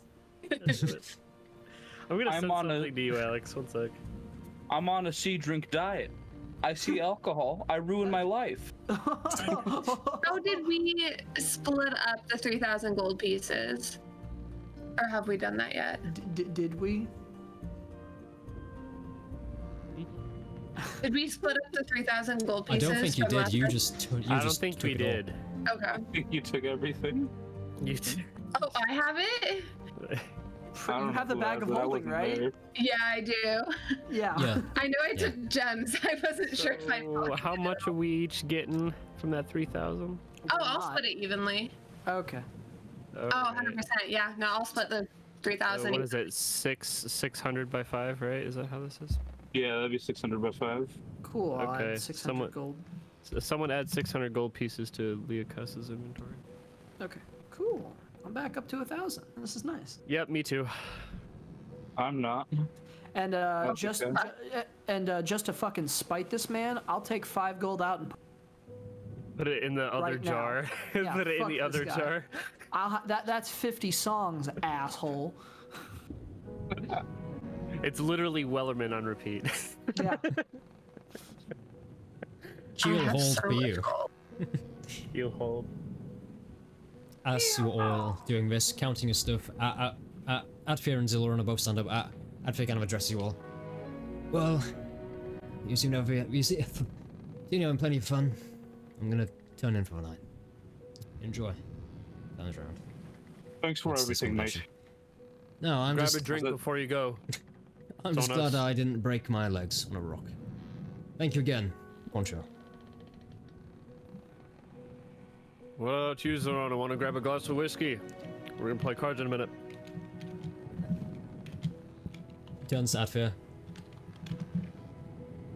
I'm more fun than him, so yeah. I was gonna Yeah, she's say. down. might Let's as go! well. And I hand her a glass. Let's go. She takes it Let's and go. yeah, Adfir kind of goes. We have to be up early in the morning. Remember that. Turns. Oh, That's But what's why? we for also this. have 5 days of travel. Let's at least Yeah. Why do we have let to go loose for early? tonight, huh? Because the sea never sleeps. Anything unexpected can happen. Good night, everyone. See Good never night. sleeps. Good night, everyone. As soon as he's gone, see never sleeps. Good night, everyone. Please. If So you drink melodramatic. enough, you can sleep through it. Hey, hey, that Precisely. is still my twin brother you are talking about. Be nice. No, okay, fine. Though he is a complete prude, I will admit. Yeah, bit of a buzzkill. Not gonna lie. So, Twin brother, more like twin bother. There's a your jokes. That's from fun. Roundhead. Alright. Okay, so if everybody could just lay out those items, Mm-hmm. I'll get started on that. Lugos, you first. Yeah. I lay out the bow and the quiver, and I don't know if I got anything else. No. Special that was arrows. Oh yeah, Yeah, the, special the arrows are quiver arrow has in the like quiver. different 8 arrows, crystal tipped yeah. arrows on it. Yeah. So I'm pretty sure that's all I got from the dungeon, as far as I know. Okay. And the gold. We just split up. Yeah. and If the you gold, if of you course. want me to tell you what you each got, as in like the actual items, Joy, you had the ruby. Kishore, you had the cloak you put in your satchel. Maverick, you had the very pretty shield. And Roundhead is gonna rip some medallions off the front and put them in a pile in front of Kishore and just go, with 2 large hippopotamus eyes staring at you expectantly. Guess he wants medallions. Terrifying, dude. Identified too. Like, his face comes really close and you can kind of smell the seafood on his breath as he just gives a really cute smile, his eyes kind of staring at you. He's pretty cute. Terrifying monster cute. Gifts are not terrifying. They are just misunderstood hunters. They're like predators, but hippos. Yeah. Anyways. No, yeah. he is cute. He's very cute. I begin the 10-minute process as they all begin to drink, play cards, trying my absolute best not to suggest strip poker and cheat. Jesus. And Jesus. and just begin identifying all the items placed before me. Okay, one by one. Which are you doing first? It is about 12 at night as well, so we'll say you are getting a bit groggy. Well, yeah, of course I'm gonna do Joyce first, because fuck Lugos. Holy on, fucking dude, Christ!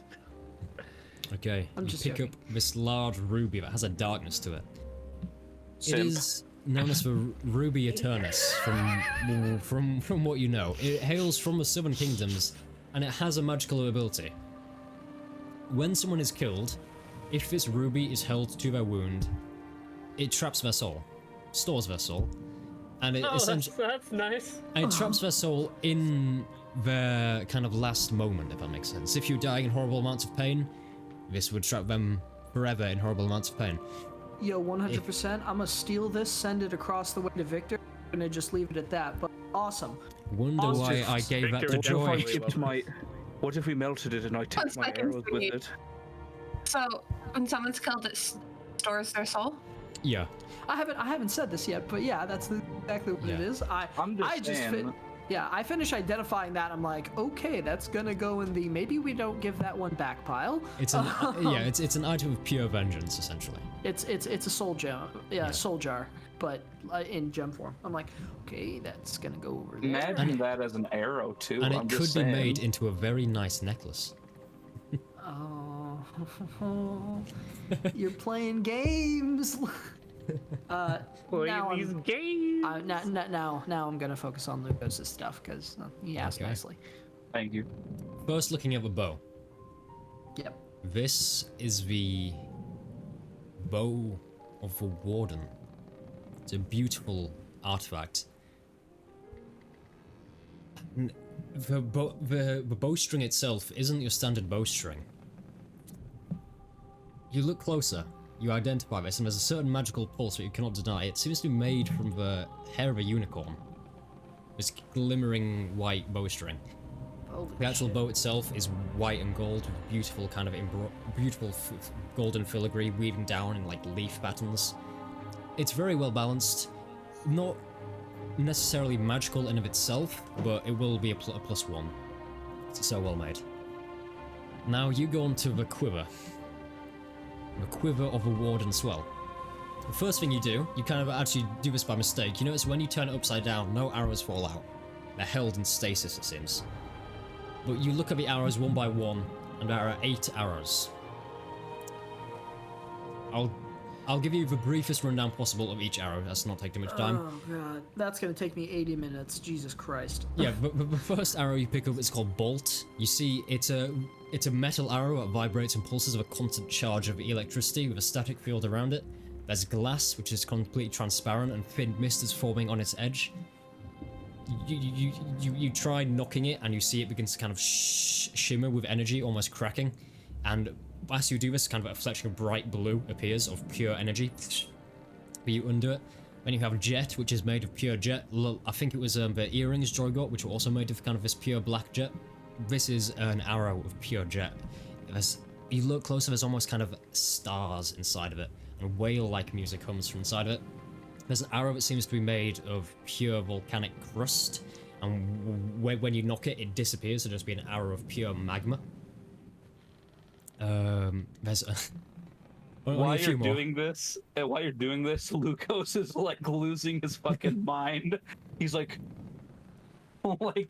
inches away from it, just like his eyes are glistening. No. See, the best part is he's identifying, saying it all. He's making you wait in anticipation to see what the fuck. There's the soul arrow. You look, it's a beautiful silver and purple. It has a hole in the end of the arrow itself. A single mini purple orb hovers and glows. When knocked, it wails with a high-pitched energy noise, like and the silver shaft begins to shimmer with energy. And the last one is the largest. This arrow is called Titan. I apologize, there's only 6 arrows. It's called Titan. It's large and red and made of pure ruby. When you draw it, the fletching takes the form of golden razor-sharp fins that seem to adjust and move for firing conditions. These arrows, identifying them, are each magical arrows. They're good in their standard form, but each one of them can be enhanced and made to ridiculous power levels. But, for example, you know, to enhance the bolt arrow, it needs to be held to the sky in a thunderstorm. To enhance the scourge arrow, it needs to be held in the fire of a red dragon. It's that kind of thing. You can enhance those arrows to give them ridiculous levels of power. I'm gonna need you to just write all this down, because that is exactly what Kashaw is writing down. Like as he starts doing this, yeah. As he starts doing this, he's gonna write like what he sees down and like on a little sheet of paper and just like put it, like sticky note it to the quiver. I will say, the one that particularly takes your attention for Lugos as well is the last arrow, Titan. Because sure, you would know this is what is essentially the God Killer arrow. Oh my god. Mechanically, if used against a god, it has advantage to hit, and it does 20 d12s of damage. Not much, but if enhanced, which is done via the sacrifice of a powerful mortal soul to a god, is advantage to hit and does 80 d12s of damage against a god. 18 or 80? 80. It's a God Killer arrow enhanced. Oh my god. I'm gonna shoot Kashaw with the D12. Sacrifice Kashaw, like slit his throat over the arrow. Yes! Unfortunately, he isn't powerful enough. You'd essentially have to sacrifice someone who is about a level 10 PC. Like a powerful soul. Yeah, oof. Shame. Bye-bye, Maverick. Anyways. Oh, Leocast, what a shame. Oh, yeah, literally. He would, literally, Leocast would be a very expendable resource here. Yeah, man, like, Lugos is, like, losing his shit over this. Like I said, he looks like a little kid with, like, huge glistening eyes. So, so as I finish the arrows, Ghost, who's been probably just eyeing me this entire time, right? Like, all right, so good news. These are real powerful. He's just like, he's not even saying anything. He's just like super excited. Better news, they can become even more powerful. How? Well, each of these are specially crafted, and they have particular conditions that need to be met in order to make it so that they are activated to their fullest potential. Though this one, and I hold up the God Killer, I don't think you're gonna want to use this one at its full potential. I mean, if you I mean this in all respect, this will kill a god.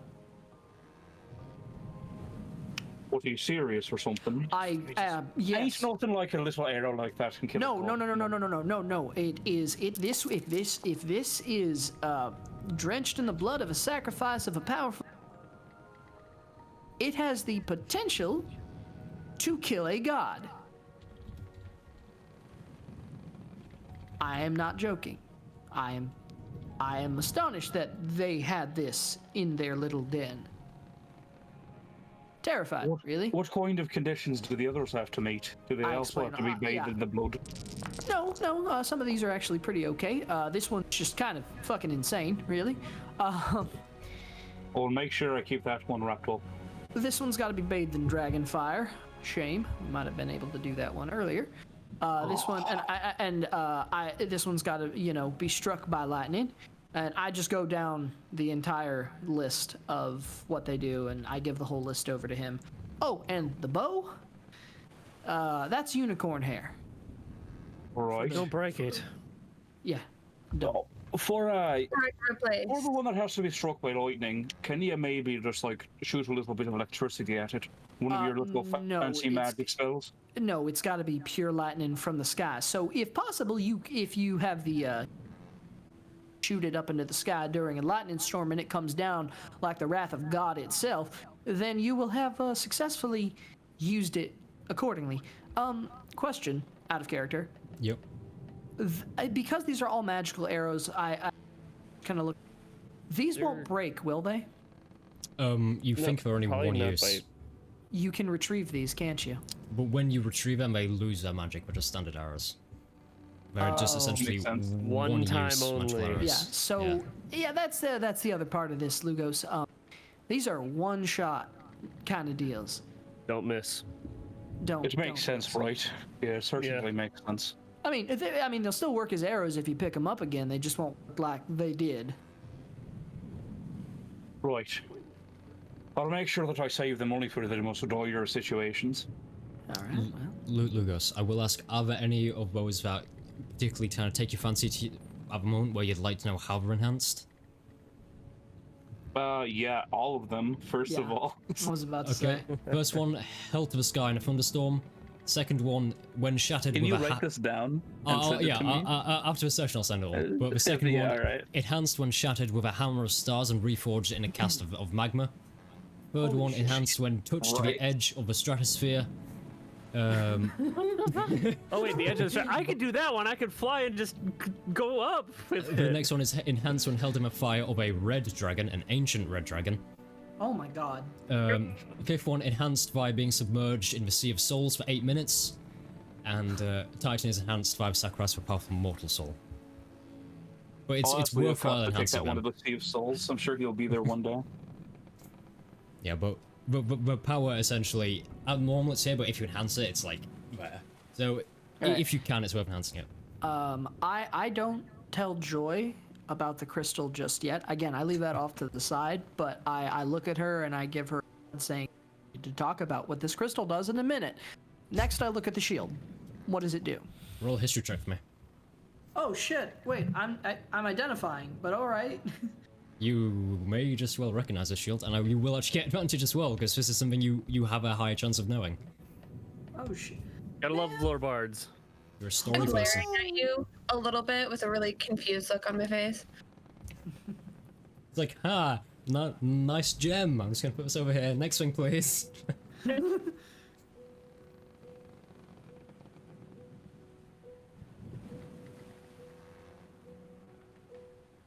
This is probably the most kind of just relaxed time you guys have had in ages. Just, on a boat, Yeah. drinking, inspecting After magical all? items. It's almost too relaxed. But 16. yeah, while this is all going on, she's drinking. 16. Maverick's already, yeah. For sure, you recognize this. You don't know why it's on this boat, on this table. And you think it's best that maybe it should be kept hidden apart from when in direct use. Because this shield, it's pretty old. There's a story. About a girl. A crowded river, drown the whole The whole world. I'm God sorry I damn had to. Woo! A few hundred years ago, in one of the Eastern Kingdoms, before the entire kingdom had come under the control of the Empire. In the Eastern Kingdoms, one of the main protectors was a family known as House Dawn. And their leaders essentially had this magical artifact that was apparently forged by the gods. It was, you know, the Shield of the Dawn, and it essentially chose who it would be wielded by. And whoever wielded it with the shield's kind of chosen blessing was the rightful Lord of the Dawn. And the thing is, this was a pretty powerful title, but eventually the shield was lost to time, no one knew where it went. And you get a reason, you get a feeling it would be best to not kind of go around saying, I am the Lord of the Dawn, bow to me, I have the shield. For one, because it hasn't chosen him yet, it isn't attuned to him. And secondly, because there'll be a lot of people who will immediately be your enemy just by seeing it, being an ancient enemy of, you know, the Dawn household, the Eastern Kingdoms. We have a lot of people who want to take it for themselves, and there'll just be a lot of people who have bad connotations of it, but it is the Dawn Shield. Yeah, so you see, once again, he puts that on a separate side of where the to that, maybe I should talk in private about this. As he kind of looks at it, puts it to the side, his eyes. Okay. But I did still identify it. Would I be able to determine its magical ability? At the moment, it has no magical ability. You get the feeling it's dormant. Oh Christ. It might decide if it likes one of you, probably Maverick, and then do something, but you don't know at the moment. But it is pretty much an indestructible shield. Think Captain America. Just Alright, cool. Nicer. Because he's, you know, Captain's first mate, I check out those items Gift gave me. Oh, yeah, medallions. You pick up the medallions.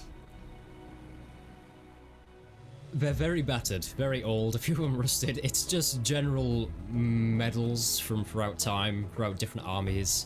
There's no magical properties to them, but he is sat directly across the table like... as you inspect them. Alright, no, we'll take a look at these. Let's see what we got here. And I has to identify. There's nothing. They may as well just be little pieces of tin. Cool. These are very powerful magical artifacts. Don't do this. I smile and I hand them back over. But unfortunately, their potential is only tapered to the person who carries them. Which means that it might take some time. If you keep these on you, they'll be Scout's honor. Fastens them back onto his kind of medallion display. Nice. Okay, what next? Nice. I think the only thing left is my new cloak. A new cloak. As I said Will before... you tell me what the jewel is supposed to do? Like, I'm getting impatient. Joy, this is just 10 more minutes, promise. I can only drink here and watch you look at these fucking items for so long. I promise. I promise. All right, don't worry. I'll tell. And he looks a little nervous at that conversation. He does the cloak. What does the cloak do? It's a beautiful burgundy cloak. As I said before, it's adorned with gift runes. Immediately, it strikes you as a cloak of protection. It seems to move of its own whims.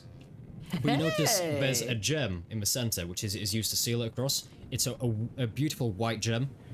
With this, you can cast the spell Blinding Flash twice per day. It's essentially just flash of blinding light from a gem. All right. Flashbang. Yeah. Essentially. Yeehaw. Yeehaw. Yeehaw. Now I'm even more like McCree than I ever intended. Yes! Let's go. Let's go. And the cloak can also just billow in the wind behind you magically. And it's cloak of billowing. Perfect. I take my current Can you poncho summon off. a tumbleweed with it whenever he draws his light crossbow? A tumbleweed rolls across. Fucking hope. Yeah. So I fucking hope so. So I No, smile. that's your prestidigitation. You just summon Yeah. a tumbleweed. A magical tumbleweed. I just smile and I take my other cloak off and I grab the shield and the gem.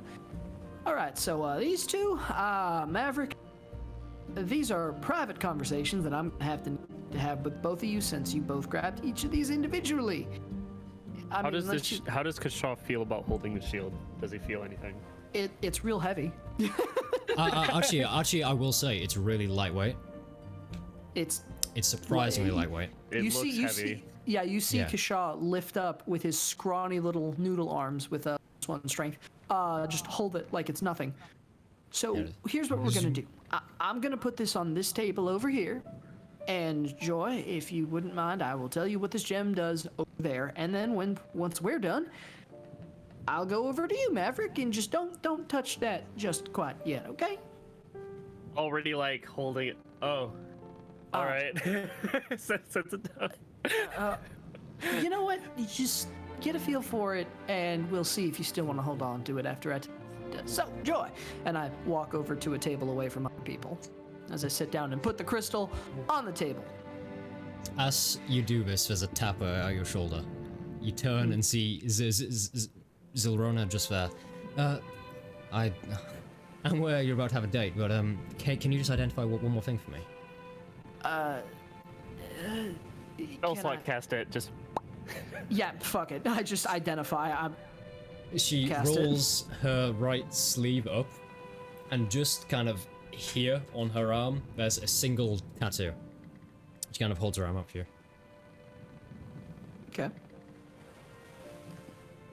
I identify the tattoo. Okay. It's a spell tattoo that appears to have a single use.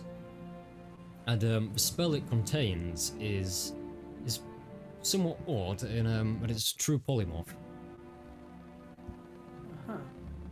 Did you just say true polymorph? Yeah. Oh, is it boy. true polymorph or regular polymorph? True polymorph. Let's go. I just kind of blink a little. You're Anything telling interesting? me you don't know what this is. Well, I know what my other tattoo does. It makes me go invisible. This one hasn't. I've tried to activate it, but nothing's happened. Well, you can only use this tattoo once, Oh. Right. but it has the ability to transfigure your body into pretty much anything you've seen or can imagine creature, possibly permanently. So I can't change back. I don't know.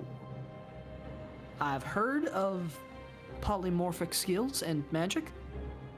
This is like that to the nth degree. It is obscenely powerful magic tattooed onto your skin there. I have no idea whether or not you'll be able to come back from using it. Right. Any idea at all why the Sapphire Hex would put that onto me? Frighteningly enough, if I might.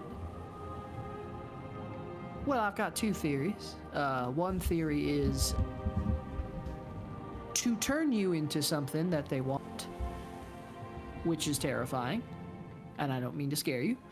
But the other possibility, how much of your life do you remember? Well, there was a bank heist gone wrong in Yeah.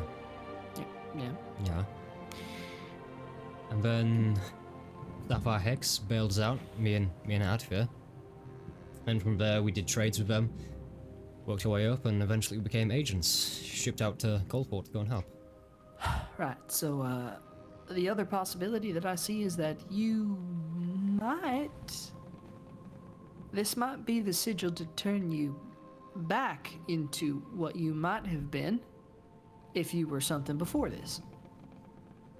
Again, this is just a guess. I have absolute. It's a good job I've had a decent amount of whiskey. Yeah, I'd say so.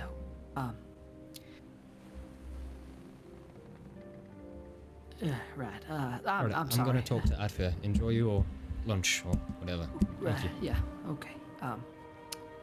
And I blink. I was like, I've never seen that powerful tattooed on someone. And he just kind of shakes his head and heads over to the table and is like, I'm so sorry for making you wait. Jim, right. So, you should be really careful using this.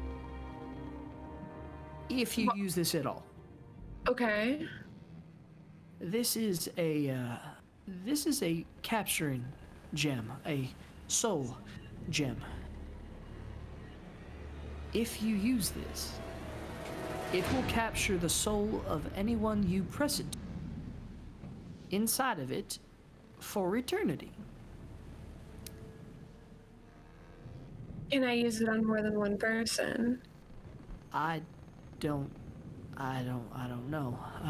Problem is, they will be trapped in the moment of their last moment forever.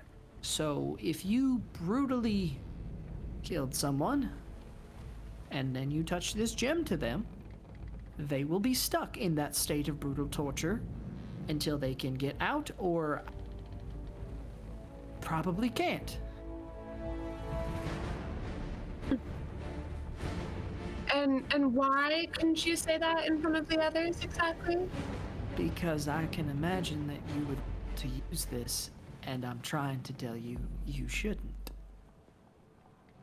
Really just depends on the situation, doesn't it? I don't know if it's morally okay to trap a person's soul in it for eternity in pain forever. I know where we're going, Joy, and I know what you're probably planning on doing, and I'm trying really nicely to tell you, please don't. Please don't. Do not do it. We'll see what kind of information I find and we'll go from there. He sighs. Terrifying. Thank you. I appreciate the concern. He just kind of sighs, and I can't stop you from doing it, and I won't.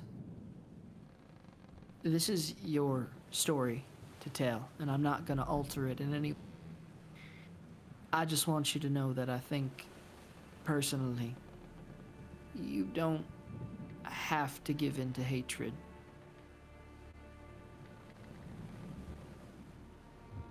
And he No. just slides the gem back over to her because he doesn't want any. Yeah. Thank you. Trying to negotiate with Joy, huh? Yeah, I know it's not gonna work, but he's trying. I'll pocket it and then down the rest of my drink. Kashar, are you gonna join us in drinking, or are you just gonna keep looking at the items? Well, I've pretty much finished all that. I'll be drinking myself. I'll pour another glass for myself and then one for Kashar. You just... There's some... He is watching you very carefully. But... he takes the drink. Right. So... You're welcome. I know you probably didn't want to let your allies know that you were about to do something possibly very despicable. Just it's your call, Joy, but well, leave it up to you. And I appreciate it. And he stands up and he heads over to the other table where Maverick is with his shield. Touch it. I'll go sit next to Lugos and try and start a drinking game of sorts. Kishore, as you're heading over, Spinning shield. You- Just like, yo, what's you- up, man? you make eye contact with Roundhead just as you're walking over, and he obviously hippopotamus or GIF in this case don't have eyebrows, but there's kind of a raised eyebrow and kind of a head tilt of concern. So you seem to have overheard everything there. Oh shit. I smile at him, I wave, and I cast message. Oh, he can think. He can think back at you, even though he can't talk. Oh my Yep. god. Oh my god, we get to hear him talk. Yeah. Oh shit. Oh no, I a cast voice! Ah. Oh no. The sensor wasn't prepared for this. So much pressure. My name is Stonehead. My name's Roundhead. Yeah. Oi, mate, my name's Stonehead. What are you doing? It's Roundhead, not Stonehead. It's What round- yeah, I know. I'm fucking with you. So, Easter uh, Island. I would really appreciate it if you could try to keep that personal to yourself. I don't know what she's Yeah. going I don't know what she's going through, but I promise whatever comes of that stone, it's not going to be something bad. There's silence for a second. Yeah. My medallions can't trap souls, can they? I'm sorry, no, they cannot. Hmm. Would you use it if you could? And if so, why? No. It is mean. I agree, it's very mean. Whiskey? Whiskey, yes, lots of whiskey. Thank you. Sit. Ah. Whiskey. Soon. Not right now, but soon. I give him a nod and I head over to Maverick. Yeah, I told you to. Please put that I'm down. kidding, I'm not actually. But like, I will be kind of like leaving it on the table, like actually like have like a rag or whatever and kind of just cleaning it. Okay, so private talk with you now. Great. How good's your history? Basic. Unfortunately, everything. Probably only anything within 200 miles of Marlin, unfortunately. Right, so, this particular item is, I really don't know how those cultists got their hands on it. Did, but this is a very, very important relic of an entire culture, as a matter of fact. And I softly explained to him the entire history and what it means to wield it. And I finish off with, I don't know if it will choose you if you want to use it, but I would highly suggest that if you do, you keep it to yourself. Because people will be gunning for you if this shield chooses you. And Maverick. these Eastern Empire people, these Eastern Kingdom, they're not really in power anymore, are they? No, they are not. But if they had their relic back, I imagine they would try to use it as a symbol to reestablish their empire. And I'd imagine, as empires go, they would stop at nothing to get it back. Which is why I'm cautioning. Personally, wouldn't mind giving something back, but if the gods will something else, then that can't be helped now, can it? I suppose not. I just, you know what you're getting yourself into.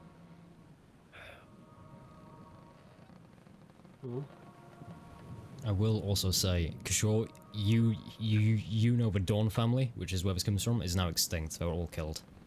Yeah. On top of that, you were using a relic of the family is gone. Just gone. So it doesn't technically have any rightful owner anymore. But if the stories are true and understood, this thing has a mind of its own. It decides to.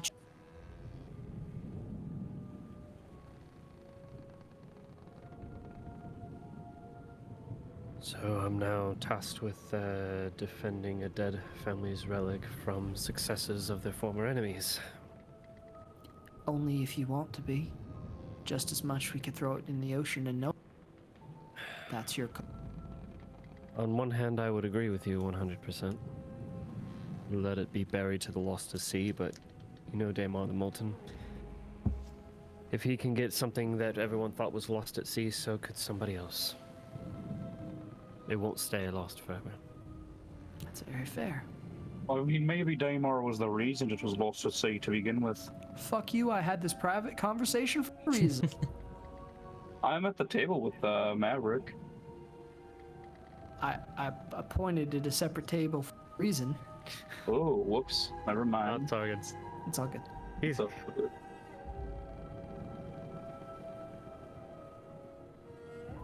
I'm just Tucking in saying. the bottom of the ocean might just seem like a waste and a disgrace to it.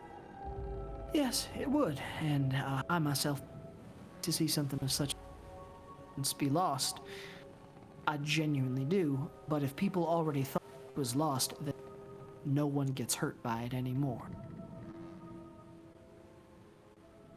Again, Maverick, this is your story. I, as far as I am concerned, am simply a spectator and helper. In all of your particular stories, I'm here to and watch them unfold. Chronicle them, if you will, and tell them to the people. Your choices are your own. I'm not going to stop you. I'm not going to change your choice. Might give a bit of advice, but that's all I wanted you to know. Well, I guess I got some history to brush up on, because the only thing I can think of now is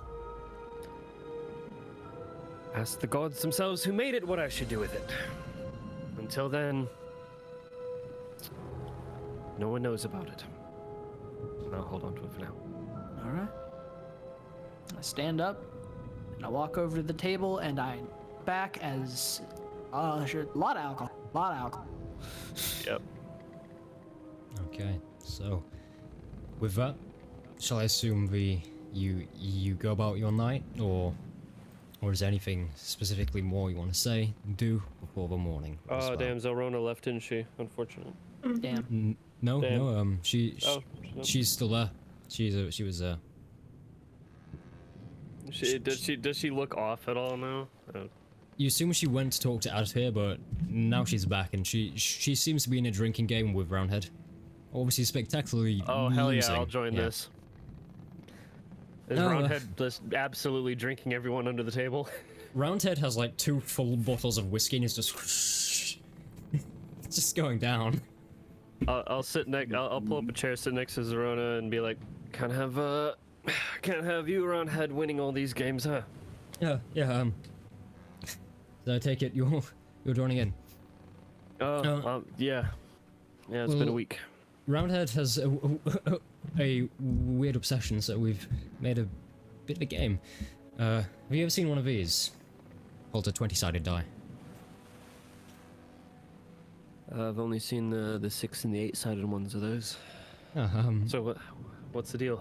Apparently, it's we decide whether we think. Well, if Roundhead was the one to go, he would decide if he thinks it's higher or lower.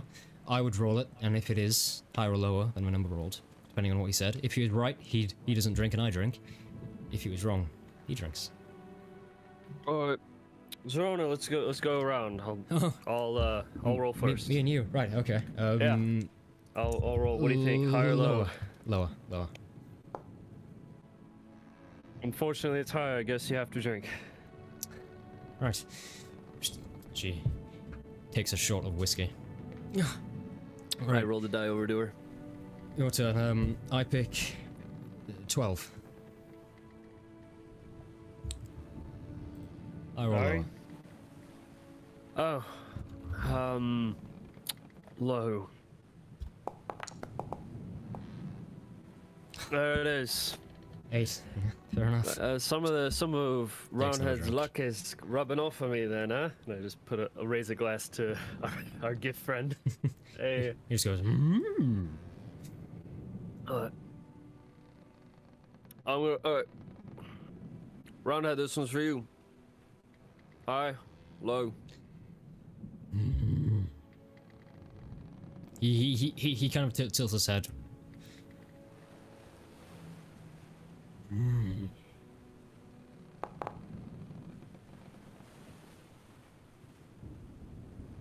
Throw it back there, Roundhead.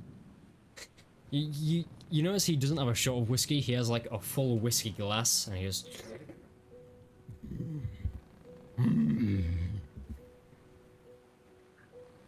How am I supposed to get drunk if I keep winning these, huh?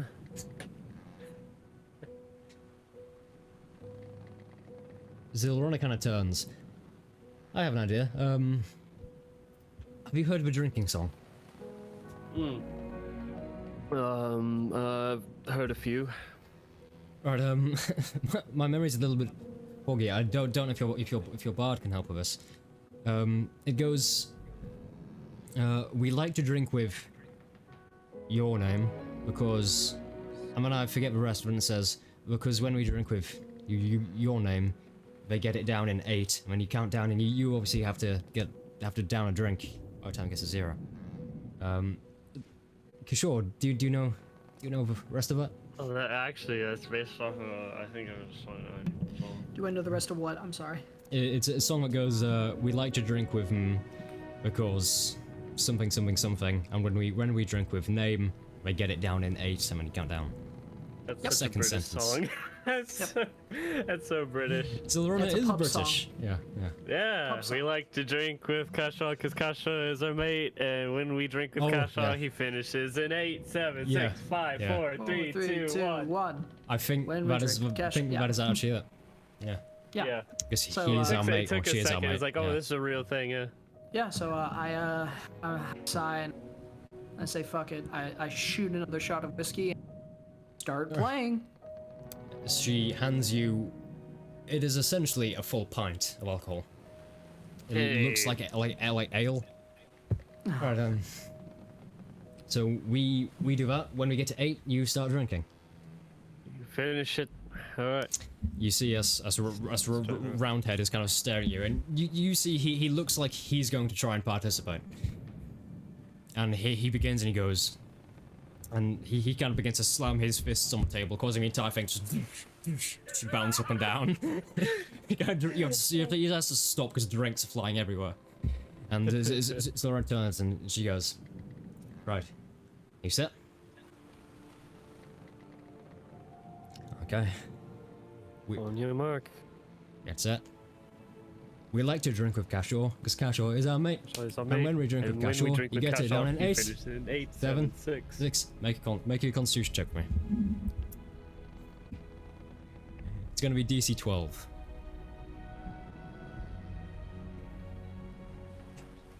Critical Let's go, failure, he just Kashor. falls unconscious. Yeah, he just like 8, 7, 6. Vomits everywhere and passes out his own throw up. Passes out in his own vomit on the floor, like, hey, Alex, all you right. here? Yep. I Okay. just Just wait for it to roll. D&D, where we do drinking games. woo, let's go. Yeah, it's Saturday after lunch, and or Sunday after lunch. We're doing drinking games. Hey, we have been tortured for 4 days. We need this. We need So- We this. need this. So you're now doing drinking games at 1 in the morning on a boat. Uh-huh. As it should be, as the gods intended. Precisely. Yeah, so we're all getting fucking slosh drunk. Yeah, and I think are you rolling from D&D Beyond or your character sheet? Or I have wait. to roll. Yeah, yeah, hold on. And you said it was a constitution save. Constitution save, yeah. Oh boy, a +1. Yay! Hey. DC 12. We like to drink with Kasha, cause Kasha is our mate. We like to drink Kasha, cause he gets it down in That's 8. a 20. 21. Let's go. So it goes 8, 7, 6, and by 6 and it's 5 gone. you have a full pint of alcohol downed. You slam it on the desk, and immediately Roundhead wraps his arms around you and picks you about 4 feet off the floor and just go. And you can just smell seafood and alcohol. She goes, Oh, gives you a big Joe. lick across your face. Oh, buddy, that's. That is. Ooh. Slams you Cheers, right on the Kasha. top or Oh, of you your woke hat. up. That's good. He extends a large hippopotamus finger straight towards Maverick. Oh God! All right, I'll get a pint.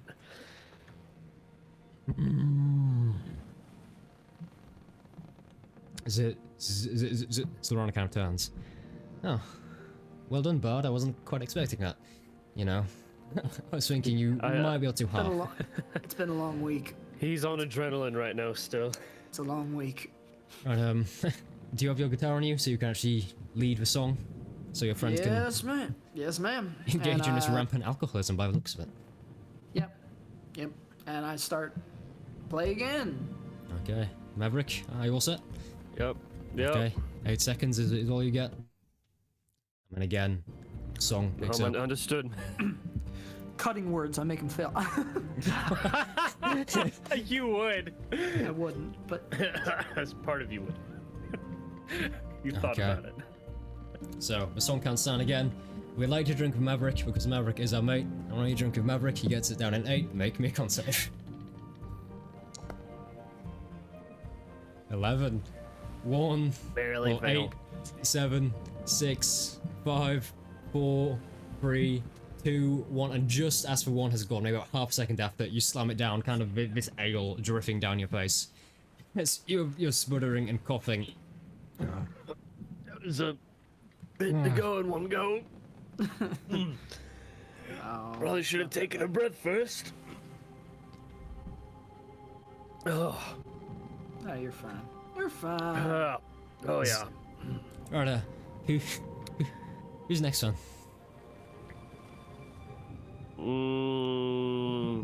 Lugos. Point at Lugos. Joy. What do you would like Lugos. to partake in?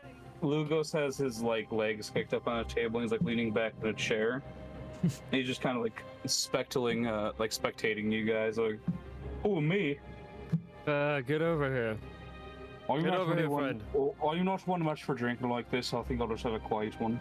Roundhead turns towards you. Once again, his hippopotamus mouth showing a large array of teeth. Are you trying to intimidate me into drinking?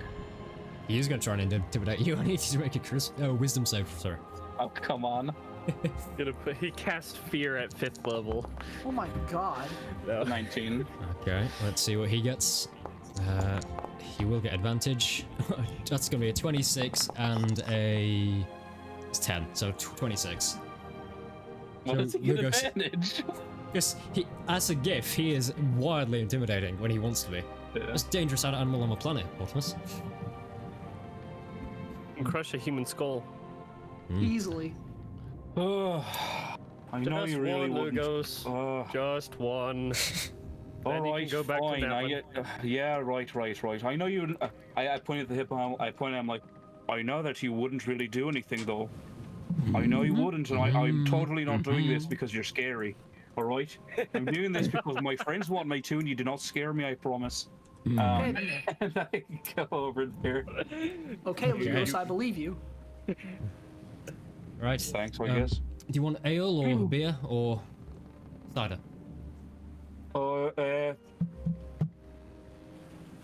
You know what?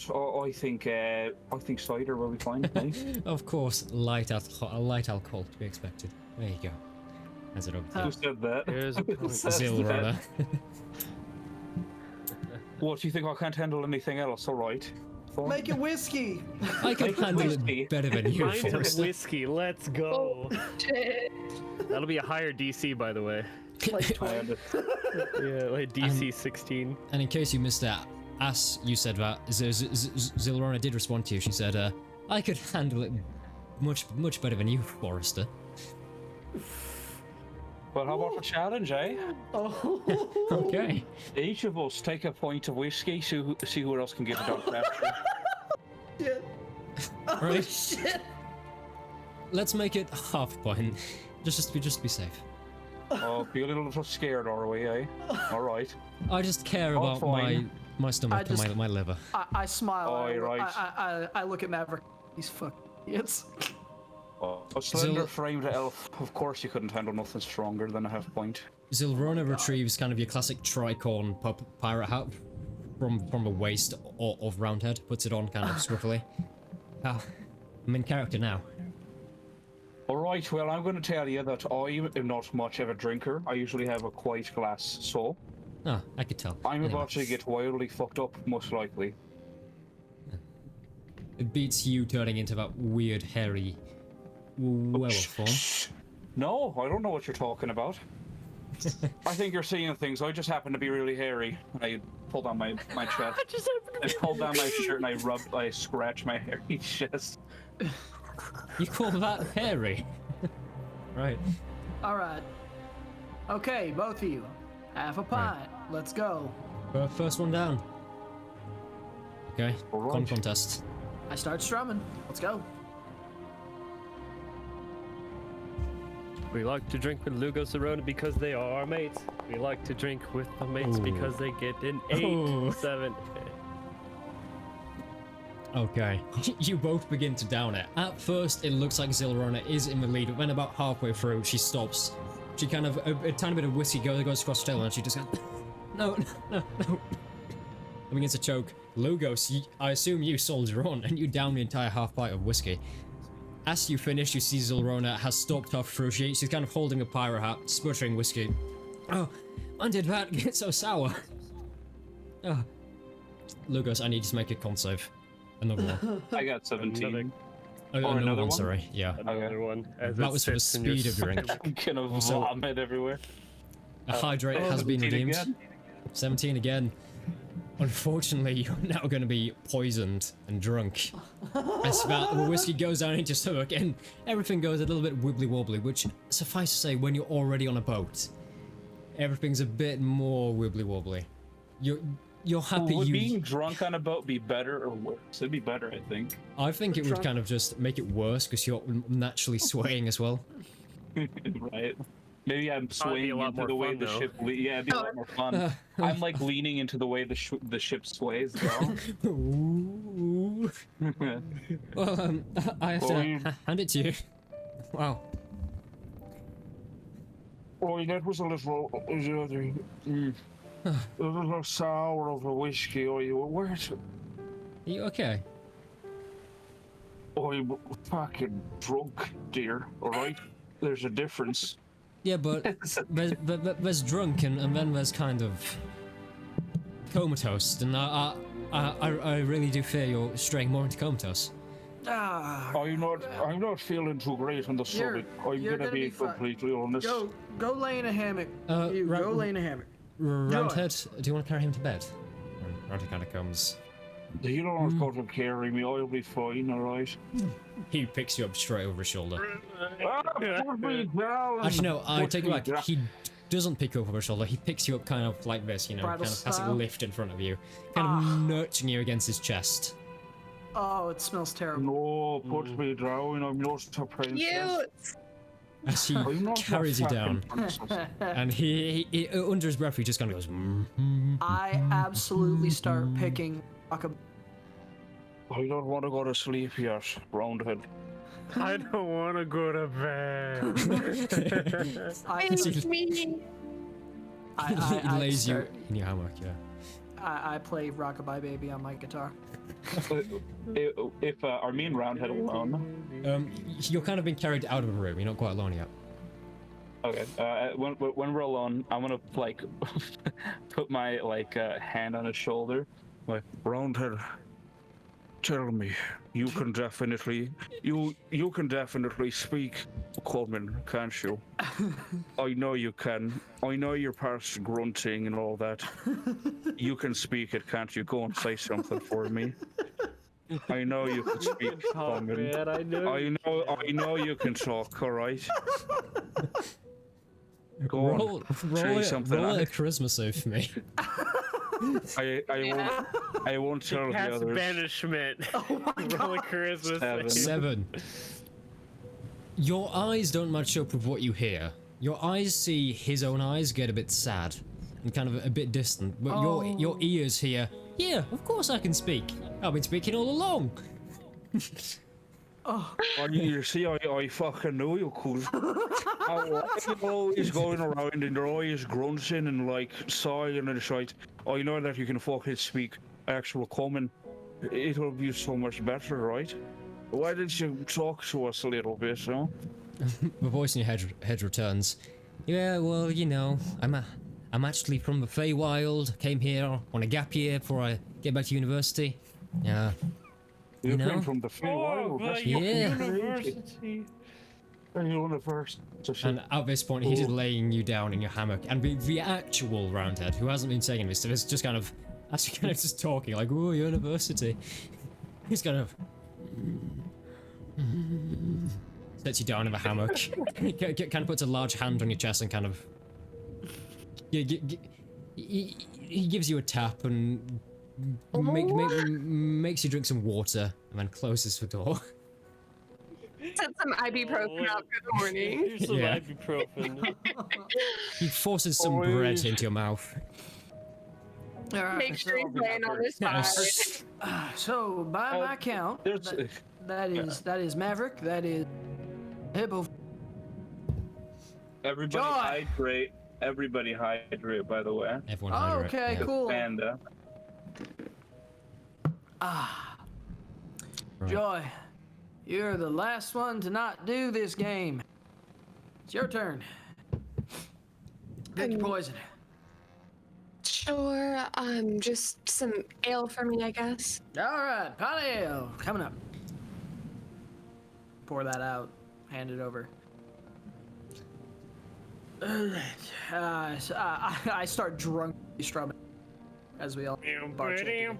Joy, as you're about to do this, and the others are kind of drunkenly strumming and shouting things, Zilrona kind of whispers something to you. It's like, and she comes in. It's like, all right, Kishor's already done it, but I'm sure it goes without saying you have to beat him. Bitch. Of course. Between you and me, the ale I've given you, it's a bit weaker. Good luck. Oh, you fucking we cheater! had her. You fucking cheater! Girl power, let's go. Oh, that's fair enough. So you Okay. get advantage on the concept. Yeah. And as she goes back, she begins to clap hands and strike up to the song again. We like to drink with Joy because Joy is our Thank mate. God it's- And when we drink with Joy, she gets it down at 8. Let me see what 16. what was Alex's was it You got 21? Wait, was it 21? Yeah, he nat 20'd on the Nat con 20'd. save. Okay, so 8, 7, 6, 5, 4. You get it down on a 4 about a second later than Kishore did. As you drink it down, Ha put ha! it down. It's a good try though. You Good show. good job. It was close. It was very close.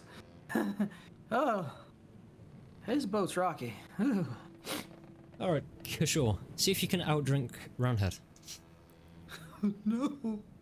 Just from just my personal amusement. I mean, you have to. I don't have to do anything, you dick. Was that in character or? No, that's out Oh. of character. Or do you respond in character? No. Nope. No. I rolled the natural 20. 21 is the highest I can go.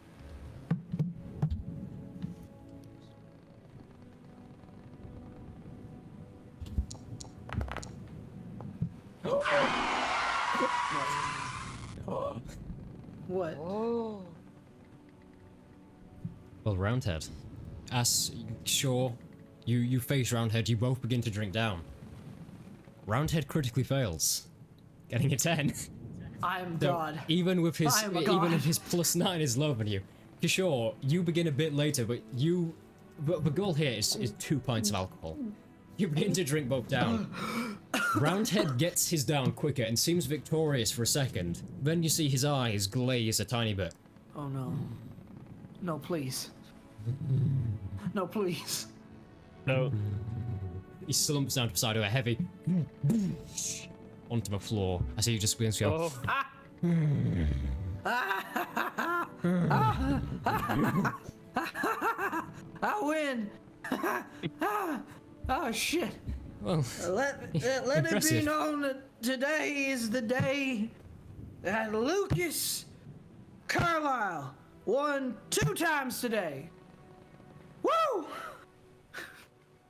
I'm sorry, what? What? Lucas? What?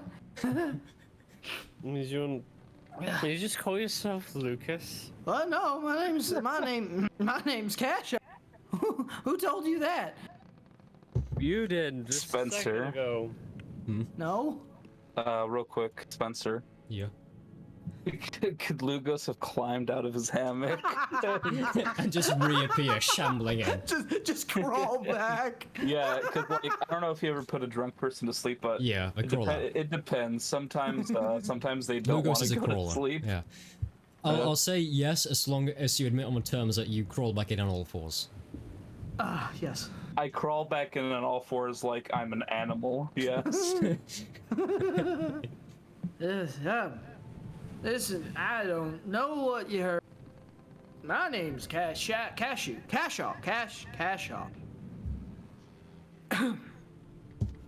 Yeah, no, my man's down 5 shots of whiskey and like what 3-4 pints. Yeah, no, he's fucking gone. Yeah, he's gone. Mavericks has only had like a couple things of whiskey. Things of ale. I just want it to be known that I beat a hippo. I beat a hippo. Are you a hippo? I don't know what you are. All right. Lugos I think it comes might be. back in, and he's on all fours. You just see Cashaw like, oh dear God. He's not changing again, are you? You're not. Oh, fuck, he's gonna come bite my neck. I'm not changing or nothing. I already put my armor away for the night. Everyone, did you know that fucking Roundhead, he can speak? This whole time he's been leading us on, but I heard him talk. He went to a university. He's a very refined gentleman. He's an educated gentleman. I mean, look at his little which is actually really big. Look at him. That's fair. He's so marvelous. smart. But he's a not genius. the victor tonight. I'm the victorious one. I win. Poof. You won. Yeah, no. You just see Cat topple ass over tea kettle onto the ground, laughing his ass off. I will say, you will topple then about on top of Roundhead. Like a large comfy mattress. Oh, I'm sorry, buddy. I did not mean to hit your toe.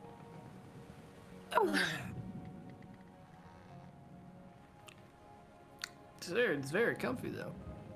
You just like, you kind of like do like the kneading thing. You're just like, yeah. So, this whole thing, is this what it's like to get sea legs? Is this how they do it all the time? Do they just get drunk and they lean into the fucking swaying of the ship? The answer Probably might surprise you. It's yes. Yeah. Yeah. Makes it a lot easier. You're All right. Well, so I won, but what did I win? Z, what did he win? For your amusement. Alcoholism. Oh, And, that is a piss poor prize. hang This drumstick of sea beast we didn't eat earlier. Oh, Tosses it to you. no. You should give him the dice. It's a trophy. The dice. See, it is Roundhead's dice, so I feel terrible. No, I'm not gonna take. How about a kiss on the cheek from Joy? I'd go for that. What? I'm sorry. I'm very drunk. I'm sorry. Is that too much? Lugos' eyes just go. Are you still laying on top of? Absolutely. Absolutely, he's laying on top of Roundhead as a mattress. Just like hat just a tilted voice to the coming from the side table. of Do you want side of to? his face. Do you all want to play Truth or Dare? Maybe. Sure. Shit. No, I'll lie to every single one of you. Oh, you can't do that. You're. I don't think you're supposed Come to on. give that away before the game starts. Come on. If you're gonna No, lie, I'll only give you dares. I dare you to kiss Roundhead. Kiss Roundhead. I'll get up and approach Roundhead and Kishaw and give them both a kiss on the cheek. Oh, fucking Roundhead earned it. He is a gentleman after all. If Cashaw wasn't already red in the face, which he absolutely is, he just kind of smiles and Same puts color his as his head poncho. Yep, hat over his face, just. Yep. All right, everybody. He tries standing up. if we're gonna play more games, I'm happy to. I need to go lay down. All right. Probably. Before you go, who dares me to turn Kishu into a hippo? What? No, don't turn me into a hippo. I'm not a hippo. Could be a hippo. Who's saying that? Zilrana. Corona. Toys area, yeah, that'll be funny. Yeah, Oh, if you I could could do turn it, that'd be great. I could turn you into a wolf. No. Turn me into a wolf or him? No. Or a dragon. No, hey. Alright, no, alright. I'm a little drunk, but I think a dragon's a terrible idea. We're on a vessel made of wood. Wait, hold on a second. If you turn one of us into a dragon, then that means you turn your arrow better arrow.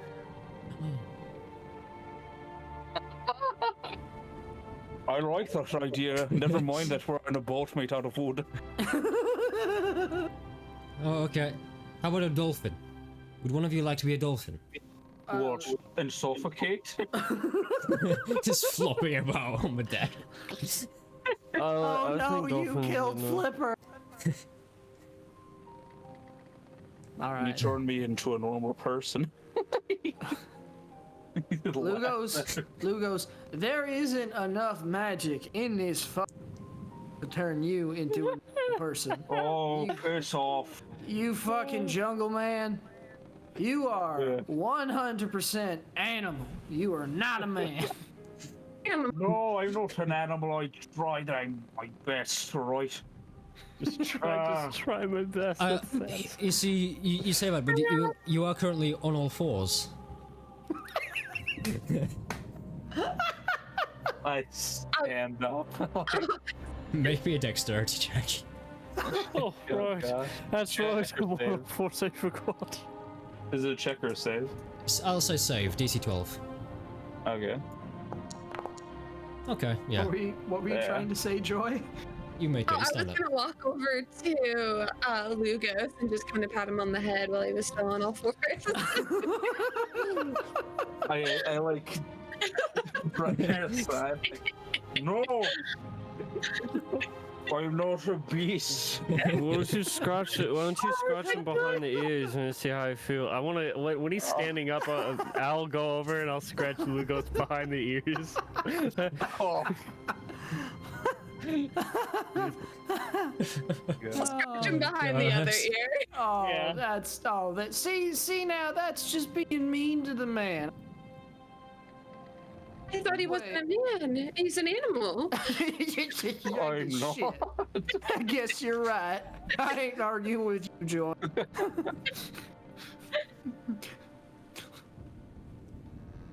Oh, everyone get away from me, alright? Back off. You came I back put in you- here. I You put came you to us. I go over to like they said there's like a couch in this room, right? Or something. Yeah. I go over there and I like sit down. Okay. Okay. All right. Okay. I think we should all go to bed. Probably. I don't know. Let's go. I'll go find a hammock to pass out, and Okay. That's a good plan. I'll get super sleepy. Yeah. I'm sure it's probably worth it trying to go to sleep anyway. I cast sleep on Lugos. Wait, Joking. I don't. What? I don't. Oh, I was actually. hoping for it too. Damn it. Wait. I make my way back to the hammock. I mean, you are gonna sleep right after you get the spell slot back. Yeah, I know. Third level Fu- sleep. Oh my God, no! I won't even be able to escape that. I only have first level spell slots left. I go back to the hammocks. Okay. Takes around his hand and be like, "Are you ready for bed?" I think I may have fallen asleep about 6 times there. I think I just did again. Yes. You yes, to your ladies question. have a most wonderful night, and thank you Wow. for this wonderful evening. the whiskey really did a number on you, love. I think we know who won that round. Maverick will go up to Zerona before he departs and drunkishly puts a hand on her shoulder and says, "Back in Colfort with the key. Glad you bumped into me. It was good seeing you for that. Because we were down there so fucking long in prison. It is good to see your face again." And I'm just gonna stumble away to a hammock. But before you do, she just kind of goes, "Well, that is very nice of you to say, but I know we are twins, but it was Adfir who came down for me. Who came down for you. And I don't think I look quite like my twin brother, who's a male. But thank you, I'm nonetheless." saying that we're back on the surface. It's good to see you that you and him didn't Go to bed, Maverick. Right, Before look, you say look like a something man. stupid. Noted, Boy, thank you. am I right. Let the ladies go to bed, Mav. Yeah, I'm letting him go to bed. He just wanted to say a stupid thing before he went to bed. Intentionally called her a man. Yeah, but I was just like, no, I'm so glad to see you after the prison. It was... Yeah, and you know, in his stupor, because Cash, he's Oh, gonna. you're cutting out a lot now. Oh no. Oh shit. He's gonna give the finger guns and a wink to Joy. Goes and falls halfway into the hallway, and crawls the rest of the way to a hammock. Look, it's quite a short hallway. And Joy, as you turn around the door, because your accommodation is kind of closer to the common room than theirs is, so as you kind of go into your accommodation, you just see kind of Shaw crawling down the hallway. But the door opens just a crack as he disappears into the darkness and behind him. Lugos Boys. stumbles through the ship, stumbles over to the hammock, and instead of climbing in properly, he can't find the strength to do it. So he just like folds himself and he lays in the hammock the wrong way, like face down on his stomach. Oh no. You're gonna have the worst pattern on your face, buddy. Oh. And like his legs are dangling. Let's hope you're not sick. Arms drooped over the side. All he says is "yup," and he passes out. Yup. Okay. All right. So, in that case, as you all retreat back to your hammocks in various states of intoxication. Intoxication. In some cases, essentially, your liver's gone. I feel that is a good place to end tonight's session. I will say, here I and now, agree. unfortunately, I will not be able to play next week because I essentially have my prom the night before. And it's like asking Lugos to run a session the following day after the entirety of that had happened to him. Unfortunately, I'll not be in a good condition to plan or run a session. But You're rest good. assured, we will be back right the week after for more adventures on the open ocean. But apart from that, thank you very much for watching. Stay safe. Hope you have an amazing 2 weeks in this case. And make sure you follow us on Twitter and Instagram at Dragons of RT, where I will be posting some of the art and characters and even the map of the boat and reference images to the Cutty Sark. So if you want to see more of what the session might have actually looked like, from a kind of a DM standpoint, you can have a look at that, some character art as well. But, with Yes. that says anything else for players would indeed like to say. I believe that is all. And if you aren't already, and you don't know already, go and head over to Arcane Recovery Show on Twitch when we go live next Saturday Yes. for the second episode of our Arc 1 campaign. Follow us on the social medias, Arcane_Recovery on Instagram and Twitter. And, drop a like, drop a follow, interact with our posts and stuff. Yep. If you want to catch up with episode 1 of Arc 1, you can listen to it on Spotify, the Arcane Recovery podcast, or you could watch the VOD saved on Twitch, or the uploaded VOD in its entirety on YouTube. Yes. However you on want YouTube to as well. listen or watch. We have And options. remember to tweet at Arcane Recovery and say Caspian is all you care about. But Yep. apart from that, as I've said before, Enjoy your week, stay safe, and we'll see you very soon. Good night. Bye. I feel drunk now ya. myself.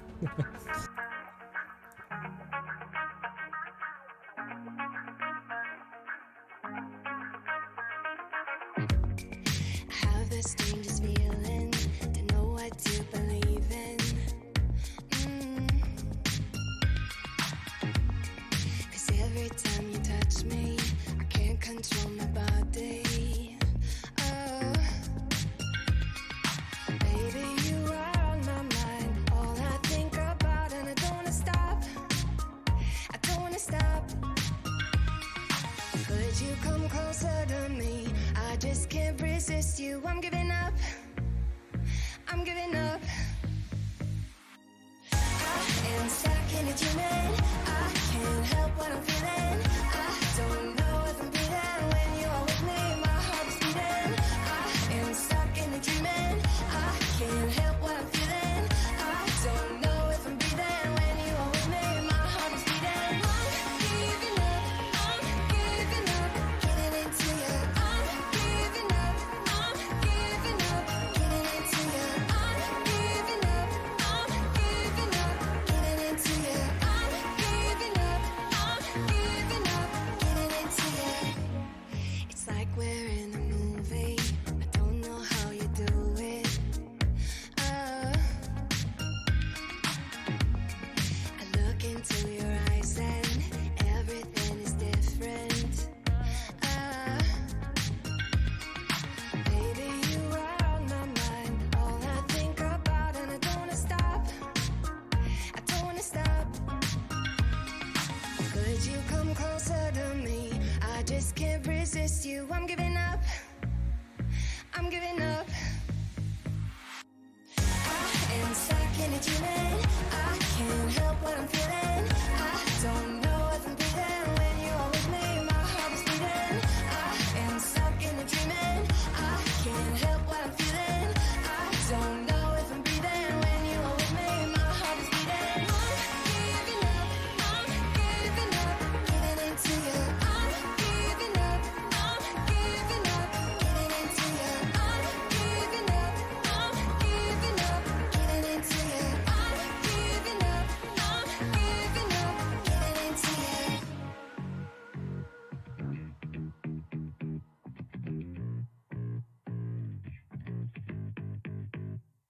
Baby, you are on my mind. I can't control my body, can't control my body, body, body, body, body.